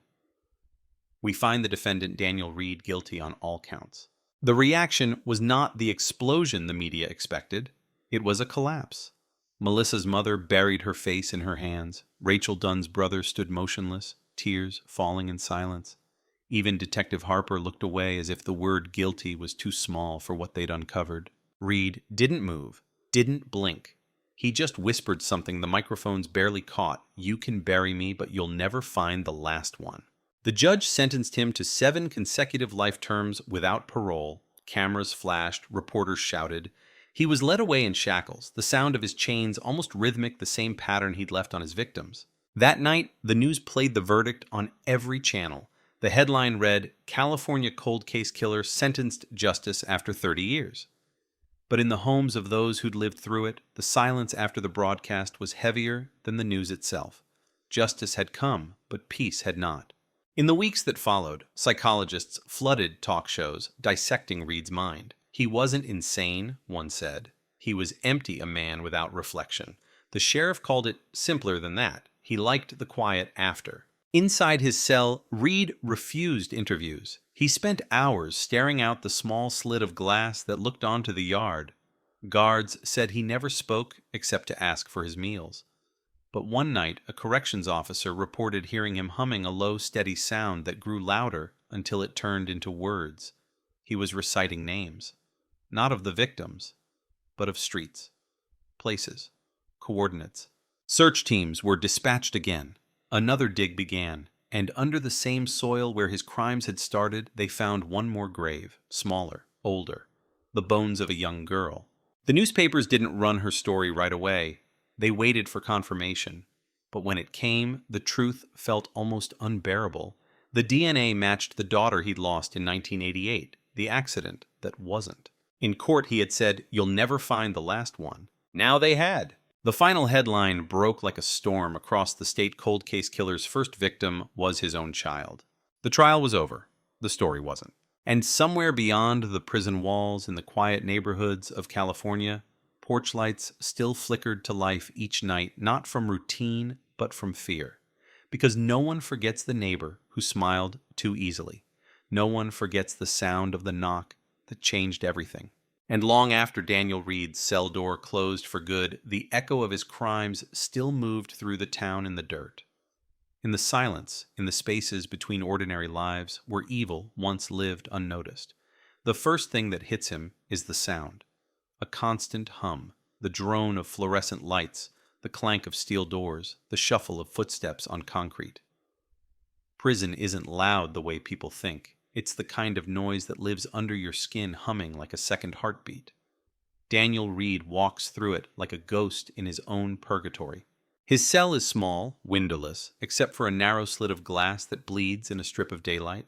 Inside a metal bed, a toilet, a Bible with no cover, and silence thick enough to taste. Guards say he doesn't talk. He eats, he sleeps, he stares. No fights, no complaints, no words. It's like he's been waiting for this kind of silence his entire life. But silence has a weight, and eventually it starts to press back. The prison psychiatrist visits him every week.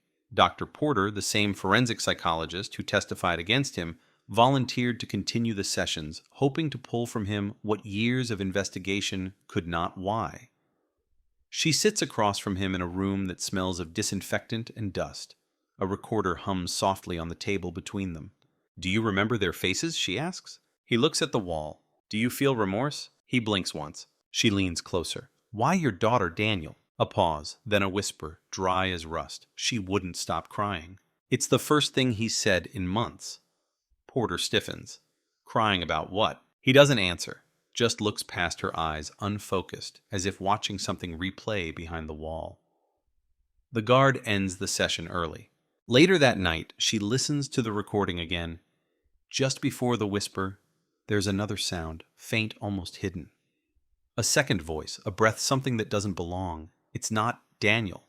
It's a woman's voice, caught in the background, saying a single word, please. The audio is analyzed 3 times. Each time, the same result anomaly, confirmed source unknown. No one was in the room.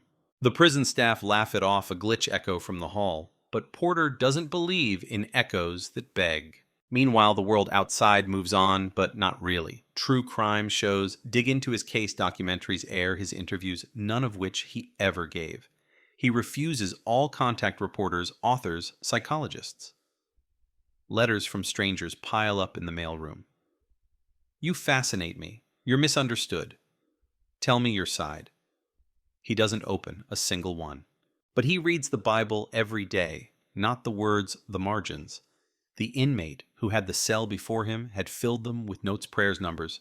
Reed underlines the numbers, circles, some, copies others onto the wall in faint pencil marks. The guards clean them off. The next day, they're back. The numbers don't make sense. Coordinates, maybe. Dates, random patterns, but one of them, 34.2169 minus 117.4851, matches a location near an abandoned quarry 2 towns over. When investigators check it, they find nothing but stone and dust. Still, the thought gnaws at Porter. Was it random or another message? She tries again another session. This time, she brings the Polaroids. He glances at them only once. They look peaceful, he says. "They're dead," she replies. He nods. That's what peace is. Her hand trembles. "Why photograph them?" "So I could remember who they were before I took it away." "You mean their lives?" He looks at her, and for the first time his tone shifts, soft, almost curious. "No, their silence." There's a pause long enough to hear the tick of the fluorescent ballast overhead. Then, without looking away, he says, "Do you know why people fear the dark?" "Because they can't see." He smiles, a slow, small thing. "Because it's honest." The warden ends the session early again. Word spreads through the prison. Some inmates say he's cursed that at night when the lights go out you can hear whispers coming from his cell. Guards dismiss it as paranoia, but one officer swears he saw something, a shadow standing beside Reed's bunk, moving even when he didn't. A month later, a riot breaks out in another wing. Reed doesn't move, doesn't react, doesn't even look up as chaos spills down the halls. When the smoke clears, he's still sitting on his bed, hands folded, eyes on the wall. On the wall behind him, someone has scratched a sentence into the paint with a piece of metal. There are more. Security footage shows no one entering his cell that night. Porter is called back. She asks him what it means. He shrugs. You think you've seen the whole picture, but you're standing too close. He speaks in riddles now, half answers, fragments of something larger. The ground remembers, he says. I just listened. When she presses for detail, he starts humming low, rhythmic, familiar. The same melody guards reported hearing months earlier. She realizes it's not a tune, it's a sequence, a pattern of numbers disguised in sound. When decoded, they form dates 7 in total, 6 match known murders. The 7th is 1 week in the future. The warden dismisses it as manipulation, another mind game. But when that date arrives, an old well collapses on a private ranch 15 miles away, inside human remains. Reporters call it coincidence. The sheriff calls it impossible. Porter calls it one more truth clawing its way to the surface. By now, Reed's silence has become its own kind of language. Every gesture, every pause, every glance is analyzed by those trying to map the contours of his mind. He knows it too. He enjoys the attention, not the fame, but the control. Even in chains, he dictates the rhythm. A documentary crew petitions for access. The warden denies it. A journalist tries anyway, sending a letter hidden inside a legal envelope. Reed returns it unopened, but on the back he's written one sentence. Tell them I stopped counting. Weeks pass. Then, one morning, a guard finds him standing in the center of his cell, staring at the ceiling. He's drawn something above his bed, a shape faint, made from the blackened soot of a burnt match. It's a circle of chains. Inside it, 7 dots. When asked what it means, he says the pattern's complete. But Porter knows better. Patterns never end, they evolve. She visits him again one last time. No recorder, no notes, just the two of them. If there are more, she says, why not tell us? He leans forward, voice barely audible. Because the ones you'll never find are the ones still alive? She freezes, alive. He nods slowly. Not all of them died. She demands names. He doesn't answer. Just hums again, the same pattern looping endlessly until the guards pull her away. That night, she can't sleep. She replays the session in her head, the cadence, the rhythm. She decodes it again. This time, the pattern forms not a date, but a name, R.D. Harper. Detective Harper, the man who found the box. Within 24 hours, Harper disappears. His car is found near the river doors, open engine running, no signs of struggle. Only a single gold chain hanging from the rearview mirror. Reed smiles when they tell him. See, he says softly. The story never ends. It just changes narrators. After that, the prison isolates him, solitary confinement, no contact, no sessions, no communication. His meals slide through a steel slot twice a day. He doesn't touch them for weeks. Then, one morning, the guard finds his bed empty, the door still locked from the outside. On the floor, a gold chain twisted tight into the shape of a circle. Cameras show nothing. No escape, no struggle, no movement at all. He was there, then he wasn't. The official report lists it as inmate disappearance under investigation. But in the town where it all began, porch lights flicker again. Melissa Carter's mother says she hears footsteps outside her window at night. The sheriff dismisses it as imagination. But the next morning she finds something hanging from her gate, a gold chain, polished, shining untouched by rust. The world believes Daniel Reed is gone. But the earth remembers him. The silence he loved still lingers in the soil, in the shadows, in the pauses between one heartbeat and the next. And somewhere, maybe not far away, a man with cold eyes and a calm smile watches the streetlights glow one by one, whispering to himself the only truth he ever knew. Peace is just the space between screams. The sirens started before dawn. By sunrise, the prison was a hive of panicked guards shouting radios, crackling floodlights, sweeping the yard like panicked eyes. Daniel Reed was gone. No struggle, no body, no trace.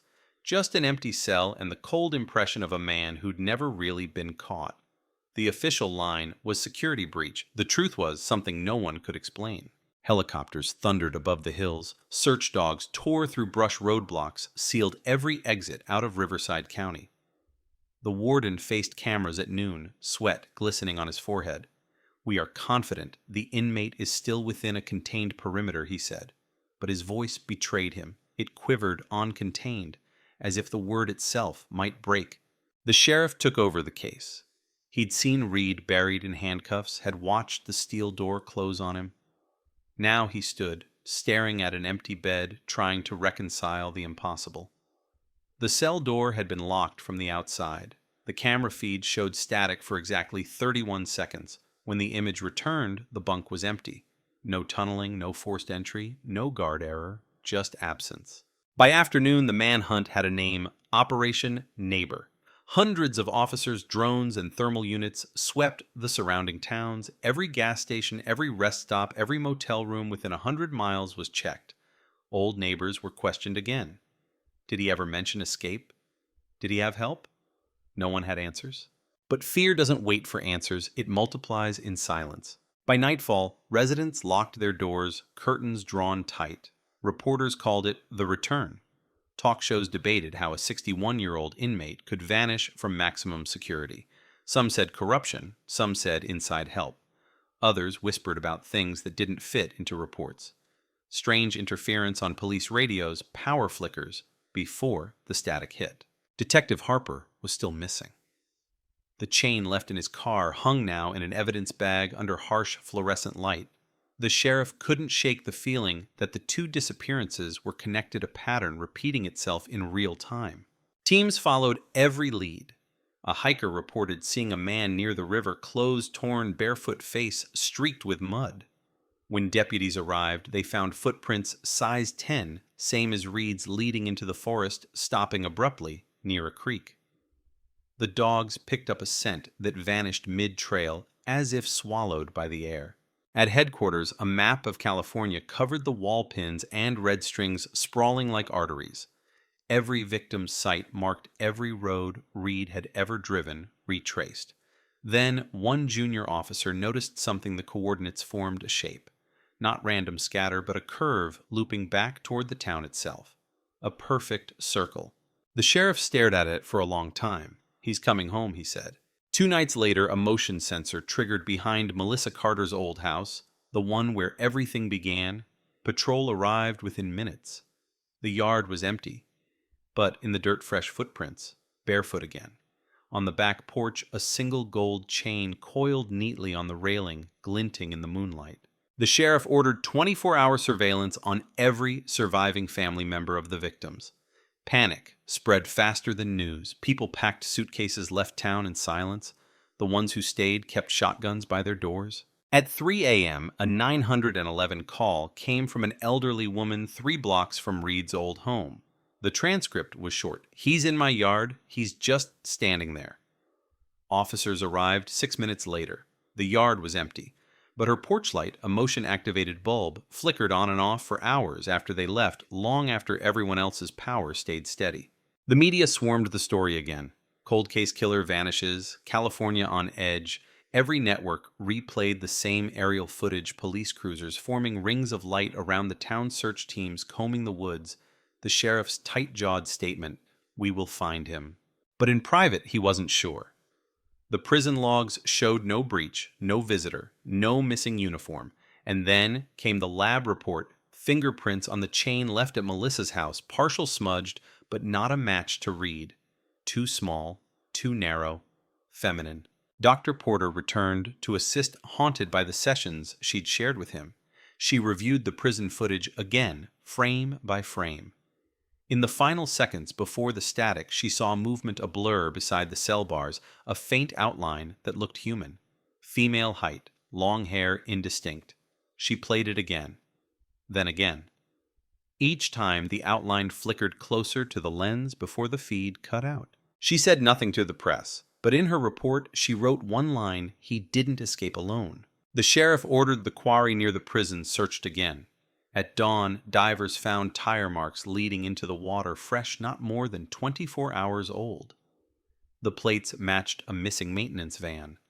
Inside, they found fingerprints belonging to two people, Daniel Reed and someone identified only by initials SV Sophie Valdez, the victim buried 30 years ago. The forensic team rechecked her grave. It was empty. By then, paranoia had become religion. Every sound in the night, every flicker of a streetlight, fed the legend. Townspeople said Reed had returned for the ones who testified against him, that he'd promised a new circle. A retired guard swore he saw him on the prison perimeter 2 nights later, standing by the floodlight. Cameras recorded nothing. The FBI stepped in, widening the search statewide, but with every passing day, the trail grew colder, replaced by sightings that contradicted each other. San Diego, 1 hour, Fresno the next. Too fast to be real.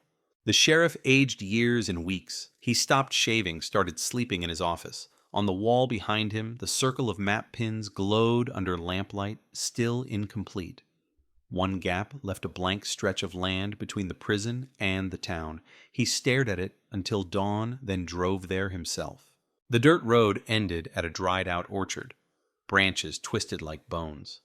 In the center stood an old irrigation shed padlock, rusted shut. He broke it open. Inside a single chair, a coil of gold chain and a Polaroid pinned to the wall.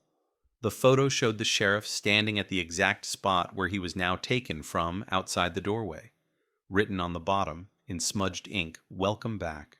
He staggered out, heart-hammering, radioed for backup, but before the words left his throat, static flooded the channel, the same hiss that had swallowed the prison feed. When the signal returned, the shed was empty, the chair was gone. The report never made public, but every officer who heard his voice that night said the same thing. The last words before the line cut were, "He's right behind me." 3 days later, the sheriff's cruiser was found abandoned near the Carter property, inside his badge. On the dashboard, a chain twisted into the shape of a circle. State police sealed the town. Forensic teams scoured every inch. Nothing. No body, no prints, just the same silent pattern repeating a predator turned phantom feeding on the legend he'd built. By week's end, California wasn't calling it a manhunt anymore. The official statement changed to recovery operation, but recovery implied there was something left to find. The town learned to live in half-light again. Kids weren't allowed outside after dark. Windows stayed locked even in the heat. And in the quiet moments between sirens, you could still hear sprinklers start up in the distance. The same sound from that first morning in 1991 when everything began. Dr. Porter left the investigation soon after. In her resignation letter, she wrote only, "Whatever he is, now he's not running. He's remembering." And maybe that was the truth no one wanted to face, that Daniel Reed hadn't escaped into the world. The world had escaped into him. That the circle wasn't a map at all, but a clock. And somewhere unseen, it had started counting again. She stopped sleeping the week the sheriff vanished.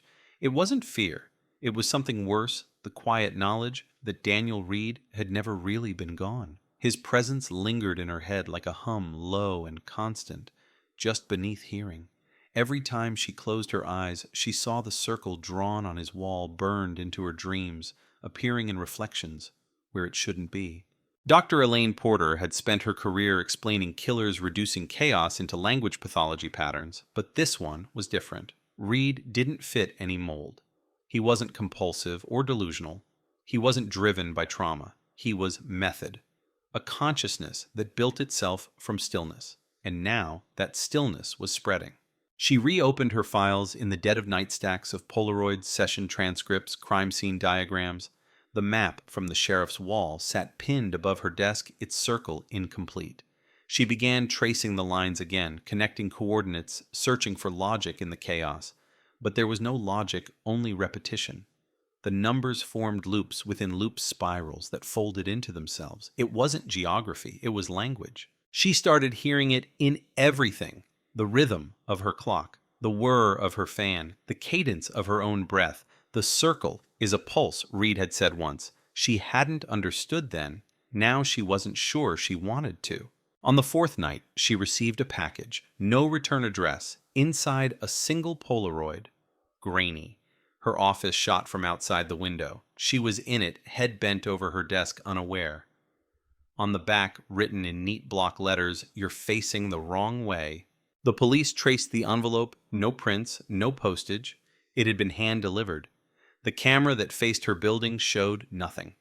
Just the streetlights flickering at 3:11 a.m., the same moment she'd looked up that night, feeling watched. She left town the next morning, driving north toward the coast. The case files came with her piled in the back seat like passengers that refused to rest. She booked a motel under a false name, curtains drawn, phone unplugged. But the silence followed.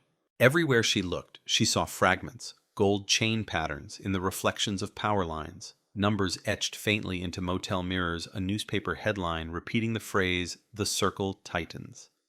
She tried to convince herself it was coincidence, her mind frayed by sleeplessness. But deep down, she knew it wasn't madness. It was communication. She played the prison footage again on her laptop, frame by frame. 31 seconds of static. In the reflection of the camera glass, a faint light pulsed 3 times before the feed returned. 3 short, 3 long, 3 short Morse code. SOS. She almost laughed. Help from who or from what? Still, she checked the timestamp. 03:11:00, the same time the Polaroid had been taken, the same time she woke each night since he vanished. She wrote it down, circled it. 3:11, the new pattern. Her phone buzzed, though she'd left it off. Unknown number. She stared at it until it stopped. Seconds later, a voicemail. No voice, just static, and beneath it, faintly the same humming she'd heard him make in their last session. She listened again and again until she realized it wasn't humming at all. It was breathing. The next day, she drove back to the prison. The warden didn't want her there. "The case is closed," he said, but the guards let her through. Pity, curiosity, maybe fear. His old cell was still sealed, untouched since the disappearance. The air inside was stale heavy. On the wall above the bed, faint etchings still visible beneath layers of scrubbed paint. She crouched down, tracing them with her fingers. Not numbers, not words, just a pattern of small, precise circles connected by faint lines like a constellation. She photographed them, enhanced the image later. The lines matched the positions of his known burial sites, but there was one extra, off-grid, a blank space on every map. She ran the coordinates. They pointed to a stretch of desert between Victorville and Barstow. No structures, no records, just sand. She shouldn't have gone alone. The road ended in dust and wind. The sun bled out behind the hills, leaving the world the color of old ash. Her GPS flickered, died. She walked the last mile, guided by instinct or something that felt like it. When she found it, she almost missed it. A shallow depression in the ground, ringed by stones, the same circular shape from his drawings. In the center, half buried, a rusted tin box. Her hands shook as she pried it open. Inside, Polaroids, dozens. Some she recognized, others she didn't. Faces of women she'd never seen, some old, some recent. But one photo stopped her breath. It was of her, taken from behind, at her office window. The same one she'd received in the mail. But in this version, the window reflection showed 2 figures inside the room. Hers and his. She dropped the box, stumbling backward. Her flashlight fell beams spinning across the dirt until it caught something else, a shape beneath the sand. Human. She dug with her hands, frantic, until the wind began to rise, stinging her eyes. When she finally uncovered it, her breath caught. A skeleton, female, gold chain around the wrist, a Polaroid pinned to the ribcage. It wasn't old. The ink on the back was still wet. The circle closes when you return. The desert was silent, empty. But she could feel it, that hum again, faint, circling her like breath on the back of her neck. She ran, lost her bearings. The sky had turned black, horizon swallowed. When she reached the car, her keys were already in the ignition, the engine cold. She drove without direction, headlights carving tunnels through darkness. Every mile, the same numbers appeared on the dashboard clock, 3:11. Over and over, no matter the time. By dawn, she was back at the motel. The files were gone, the Polaroids gone. On the bed, a single photograph. It showed her standing in the desert, taken from above. In the corner, faint and blurred, the outline of a man watching. She reported it, of course. The FBI came polite but skeptical. No prints, no evidence. The desert showed no sign she'd ever been there. Stress reaction, they said. Residual trauma. But the next morning, her computer turned on by itself. On the screen, the map. The circle complete. One last coordinate. Blinking her own address. That night, she packed everything she owned into a single bag and left town for good. She told herself she'd never look back. But on the highway, as the dawn broke pale and colorless, she glanced in the rearview mirror and froze. A car followed at a distance. Black, no plates, headlights off. She changed lanes. It followed. She accelerated. It matched. Mile after mile, the distance stayed the same, close enough to see the outline of a driver, but never the face. And when she turned off the road toward a gas station, it didn't pass her. It stopped too. For a long time, neither moved. Then, slowly, the driver's door opened. A man stepped out, barefoot, dust on his hands, calm smile on his face. She slammed the gear shift into reverse and sped back onto the highway. Heart-hammering lungs, tearing for air. Behind her, the car stayed still, watching until it vanished in the rear view.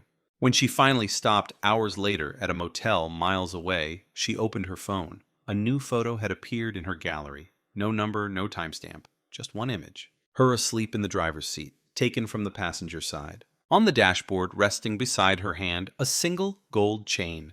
The photographs won't stop appearing.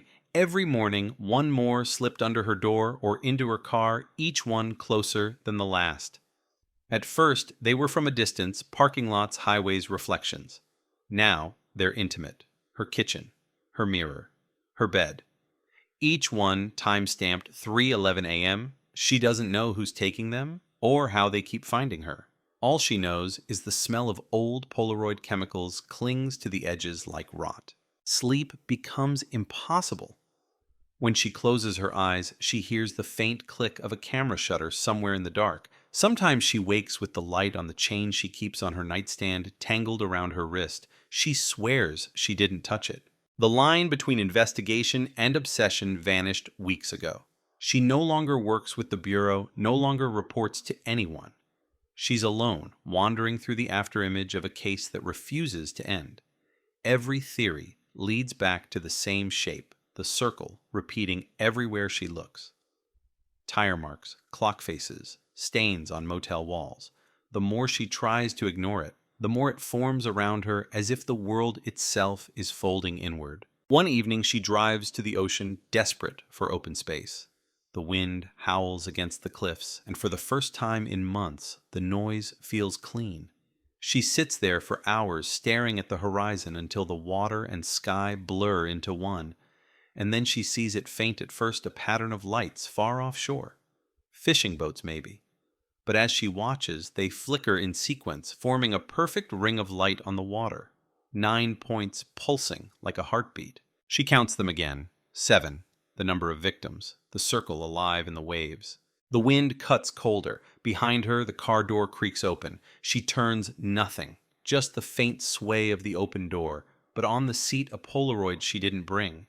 It shows the ocean, same angle, same cliff. Taken minutes ago. She drops it, trembling.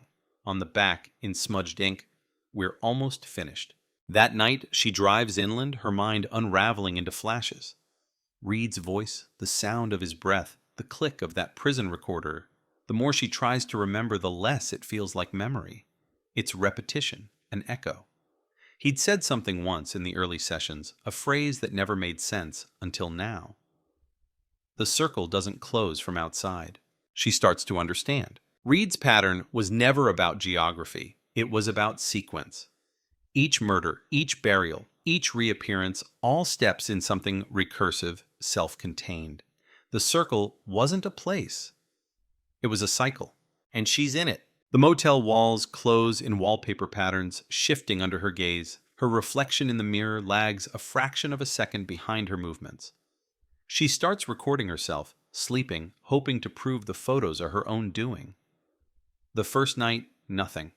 The second, a shadow moves behind her as she dreams a figure leaning over her bed. She watches it frame by frame, dread hollowing her chest. At 3:11, the camera glitches static. When the picture clears, the figure is sitting in the chair by her bed. Her own voice whispers from the speakers, "He's behind you." The next morning, she finds another photo on her pillow. It's a still from that recording printed before she ever watched it. Her rational mind fractures. She drives aimlessly for days, following road signs like omens. Every place she stops, she feels him not seen, not heard, but present as though the air itself has weight. At gas stations, strangers glance twice. A man at a diner tells her she looks familiar. When she asks why, he says, "You were on TV." That killer's doctor. Then, after a pause, "Funny. You sound like him." She stops speaking for 3 days after that. In silence, she begins to write pages of symbols, loops, coordinates, trying to find the pattern's core. The handwriting shifts as she goes small, neat, identical to Reed's. When she notices, she doesn't stop. She just keeps writing until her fingers cramp, until the words blur together into a single phrase repeated over and over. He's not gone. He's inside. The walls of her motel bloom with paper maps, threads, photos. The circle is nearly complete. But something's missing the center, Reed's 0 point, the place everything began. She knows it before she admits it. It's not the prison, not the woods. It's the Carter property, Melissa's house. The first scene, the first silence. She drives there at dusk headlights, carving through fog. The street looks the same, trimmed hedges, porch lights, the illusion of peace. The new owners moved out after the manhunt. The place is empty. Windows dark. She breaks in through the back steps, into the kitchen, dust thick on the counters. The air smells like damp wood and memory. Her flashlight cuts across the floor, faint grooves in the tiles, circular as if something heavy had been dragged in endless repetition. In the living room, she finds what she came for, the dirt path outside the back door, the place where Melissa was found. She kneels. The soil is soft beneath her hand. She digs fingers, shaking, half hoping to find nothing, but an inch beneath the surface, something metallic. A small camera-buried lens up its light, still blinking faintly after all these years. She lifts it, trembling, inside an undeveloped roll of film. Back at the car, she loads it into a portable scanner, heart-hammering. The first few frames black warped. Then, images appear faint but real. Melissa Carter smiling unaware. Then another. The final frame freezes her blood. It's herself, Dr. Elaine Porter, standing over Melissa's body, flashlight in hand, expression blank. Her breath catches. She drops the device, scrambling out of the car. The wind rises, dry leaves spiraling around her feet. She can't breathe, can't think. The world tilts past and present, collapsing into one. Reed's words echo through her skull. "You think I made the circle, but I only opened it." She stumbles into the yard, gasping, and in the distance a figure stands beneath the streetlight, barefoot, watching. She can't move, can't scream. The light flickers once, twice, then dies. When it comes back on, he's gone. She drives until the sky turns gray. In the morning, her car is found abandoned, off Route 66 driver's door, open engine still running. On the passenger seat, her recorder. The last file is time-stamped 3:11 a.m. A single voice fills the static calm, measured, unmistakable. The circle closes from within, then silence. The official report will call her missing, presumed dead. But the townspeople will tell another story, that some nights when the wind moves through the trees behind the Carter house, you can still hear a woman's voice whispering questions into the dark, and a man's voice answering from somewhere just beyond hearing. And between them, the faint click of a camera. Morning never really arrives in Riverside anymore. The sun rises, but the light feels wrong. Pale, distant, filtered through dust that wasn't there before. The Carter house is fenced off again, crime scene tape fluttering like torn ribbon, though no one can say what crime it's marking now. Dr. Porter's car still sits where they found it, keys in the ignition radio on static. The FBI call it an investigation. The locals call it a curse. Special Agent Mara Keene reads Porter's notes in the back of her sedan. Thousands of pages, loops, coordinates, sketches of circles drawn until the paper tore. At the bottom of the final notebook, a sentence written over and over. The center is awake. They searched the desert where Porter disappeared. No bones, no body. Just the tin box again empty, this time the sand around it undisturbed except for a single barefoot print too deep for the wind to erase. Back in town, the files don't line up. Photographs mislabeled, timestamps repeating themselves. One officer swears the Polaroid evidence box moved overnight. Another says he saw Dr. Porter's handwriting appear on a fresh report that hadn't existed the day before. The more they catalog, the less the case behaves like evidence, and the more it behaves like memory, rewriting itself each time they look. Agent Keene notices something else. Every photograph, when placed edge to edge, forms a curve. When she completes the set, the pattern resolves into the same circle burned into Reed's prison wall. She doesn't tell anyone. She just sits there, staring at the ring of faces, until the room feels smaller, the air thinner. That night, the power flickers across the precinct. Cameras loop. Radios hum at 3:11 a.m. exactly. The dispatcher hears breathing on the open line, a man and a woman alternating in slow rhythm. Then a whisper. Finish it. In the morning, the clock on every computer reads the same frozen time. Keene drives to the Carter property. The wind is still. She steps through the ruined fence flashlight, sweeping over the dirt path. The ground looks freshly turned, though no one's dug there in months. Something glints near the base of the old oak, a Polaroid pinned beneath a stone. It's her, taken from behind, standing exactly where she is now. She lowers the beam, heart rattling. Another photograph lies beside it. Dr. Porter this time, her face half in shadow, eyes, unfocused mouth open as if mid-sentence. On the back, in black ink, "You're late." The air thickens, the windless kind of silence that swallows its own sound. She feels the pull of the dirt. The faint vibration underfoot, not movement, more like breath. The ground exhales dust. Her radio crackles, Keene report. Static. Then a man's voice.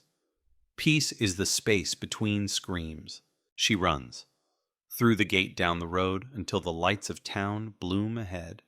But every street looks the same. Houses repeating mailboxes, duplicating like reflections. She drives faster, but the scenery loops cul-de-sacs, folding into cul-de-sacs, the same porch light flickering on the same corner. The circle isn't a map. It's a trap. At 3:11, the car dies, headlights fade. In the mirror, a figure stands in the road, barefoot, unmoving. She steps out slowly. Weapon-raised voice, steady out of habit. Daniel Reed. The figure doesn't answer. Then another shape emerges beside it, smaller, thinner. A woman. Porter. They stand together in the dim, perfectly still faces, unreadable. Keene whispers, "This isn't possible." Reed smiles faintly. "Everything's possible once you're inside." The streetlights flare white, swallowing everything. When the glare fades, the road is empty. The car engine hums again as if nothing happened. She drives back to headquarters in silence. On her dashboard, a Polaroid waits. It shows the office, her desk, the circle drawn in pencil. In the center, one new dot. Her badge number. The file closes 2 weeks later. Official cause, administrative error, data corruption, misfiled evidence. The Carter house is demolished. The earth beneath it sold parceled into lots. But construction halts after workers report their machinery shutting down at 3:11 every afternoon. Some quit, others keep digging. What they find isn't a body. Not exactly just an imprint in the soil, human-shaped, ringed by chains fused into the dirt like veins of gold. No one touches it. They fill the hole and pour the foundation. A year later, the new homeowners move in. First night, the sprinklers come on automatically, hissing in rhythm. At 3:11 a.m., the wife wakes to the sound of a camera shutter. When she turns on the light, there's no one there, only a single Polaroid on the nightstand. It shows her sleeping. On the back, written in neat, familiar script, "Welcome home." It begins again the way it always does, with quiet. A neighborhood still half asleep, sprinklers ticking across trimmed lawns, the air tasting faintly of iron and dust. The new family on Maple Lane doesn't know what happened here. They only know the price was good, the school district excellent. They unpack boxes, hang curtains, breathe the kind of relief that comes before routine. At 6:17 a.m., a jogger passes the house. He remembers the headline from decades ago, but can't place the address. He hears a sound behind the fence metal brushing metal, then nothing. He keeps running. Inside, the wife finds a Polaroid wedged behind the bathroom mirror while cleaning, faded, water-damaged, a woman's face she doesn't recognize. On the back, faint handwriting, "Keep the lights on." She throws it away, tells no one. Night falls. The sprinklers start again at 3:11 a.m., though the timer isn't set. The husband wakes to the rhythm, half dreaming. In the dark, he thinks he sees movement outside the window, someone standing near the fence line. He blinks. It's gone. By morning, he's forgotten. People forget fast here. Across town, Agent Mara Keene submits her final report. She's been reassigned, but the case never really left her. On her desk sits a single artifact from the evidence room, a gold link she pocketed without realizing. She runs her thumb over it while dictating. Subject Daniel Reed. Status deceased unconfirmed. Subject Dr. Elaine Porter. Status missing. Case remains unresolved. She hesitates, then adds softly, "Pattern incomplete." The recorder clicks off. When she looks up, the wall clock has stopped at 3:11. Outside, California keeps breathing the endless cycle of traffic and sunlight and memory, pretending to be normal. But under the new subdivisions, the old foundations remain. The orchard, the quarry, the desert pits, the circle. Each layer built on another, like the rings of a tree, counting not years, but silences. Reporters still visit it sometimes, chasing anniversaries. They film the street, the rebuilt houses, the ordinary people who live in them. One journalist ends his segment with the line, "Evil leaves no mark." He's wrong, of course. It leaves patterns. It leaves echoes. At night, the wind moves through the cul-de-sac, carrying the sound of water sprinkling on grass. Somewhere behind the houses, a camera shutter clicks once, soft, almost polite. In the morning, the paperboy pedals through the mist and sees a single photograph pinned to the mailbox of 214 Maple Lane. He lifts it, frowns. It's an old image color drained to sepia, a young woman standing on a dirt path, barefoot, staring at the camera, the address written beneath in neat letters. His own. He sets it down and rides away. By afternoon, the picture is gone. At headquarters, Keene packs her things. As she closes the file drawer, she notices something taped inside the cabinet wall, a clipping from 1991, yellowed with age. California cold case solved killer was neighbor all along. The ink has bled around one sentence, as though touched by wet fingers. She looks closer. The letters under the stain spell a new word. Again. She doesn't take it with her. Some doors shouldn't stay open. Outside, dusk settles. Porch lights blink to life across the valley, one by one, like eyes remembering. Somewhere, water starts to run. And beneath it all, faint but certain, the pulse begins the rhythm that was never sound at all, only the turning of the circle, marking time between beginnings. California exhales. The story sleeps. For now.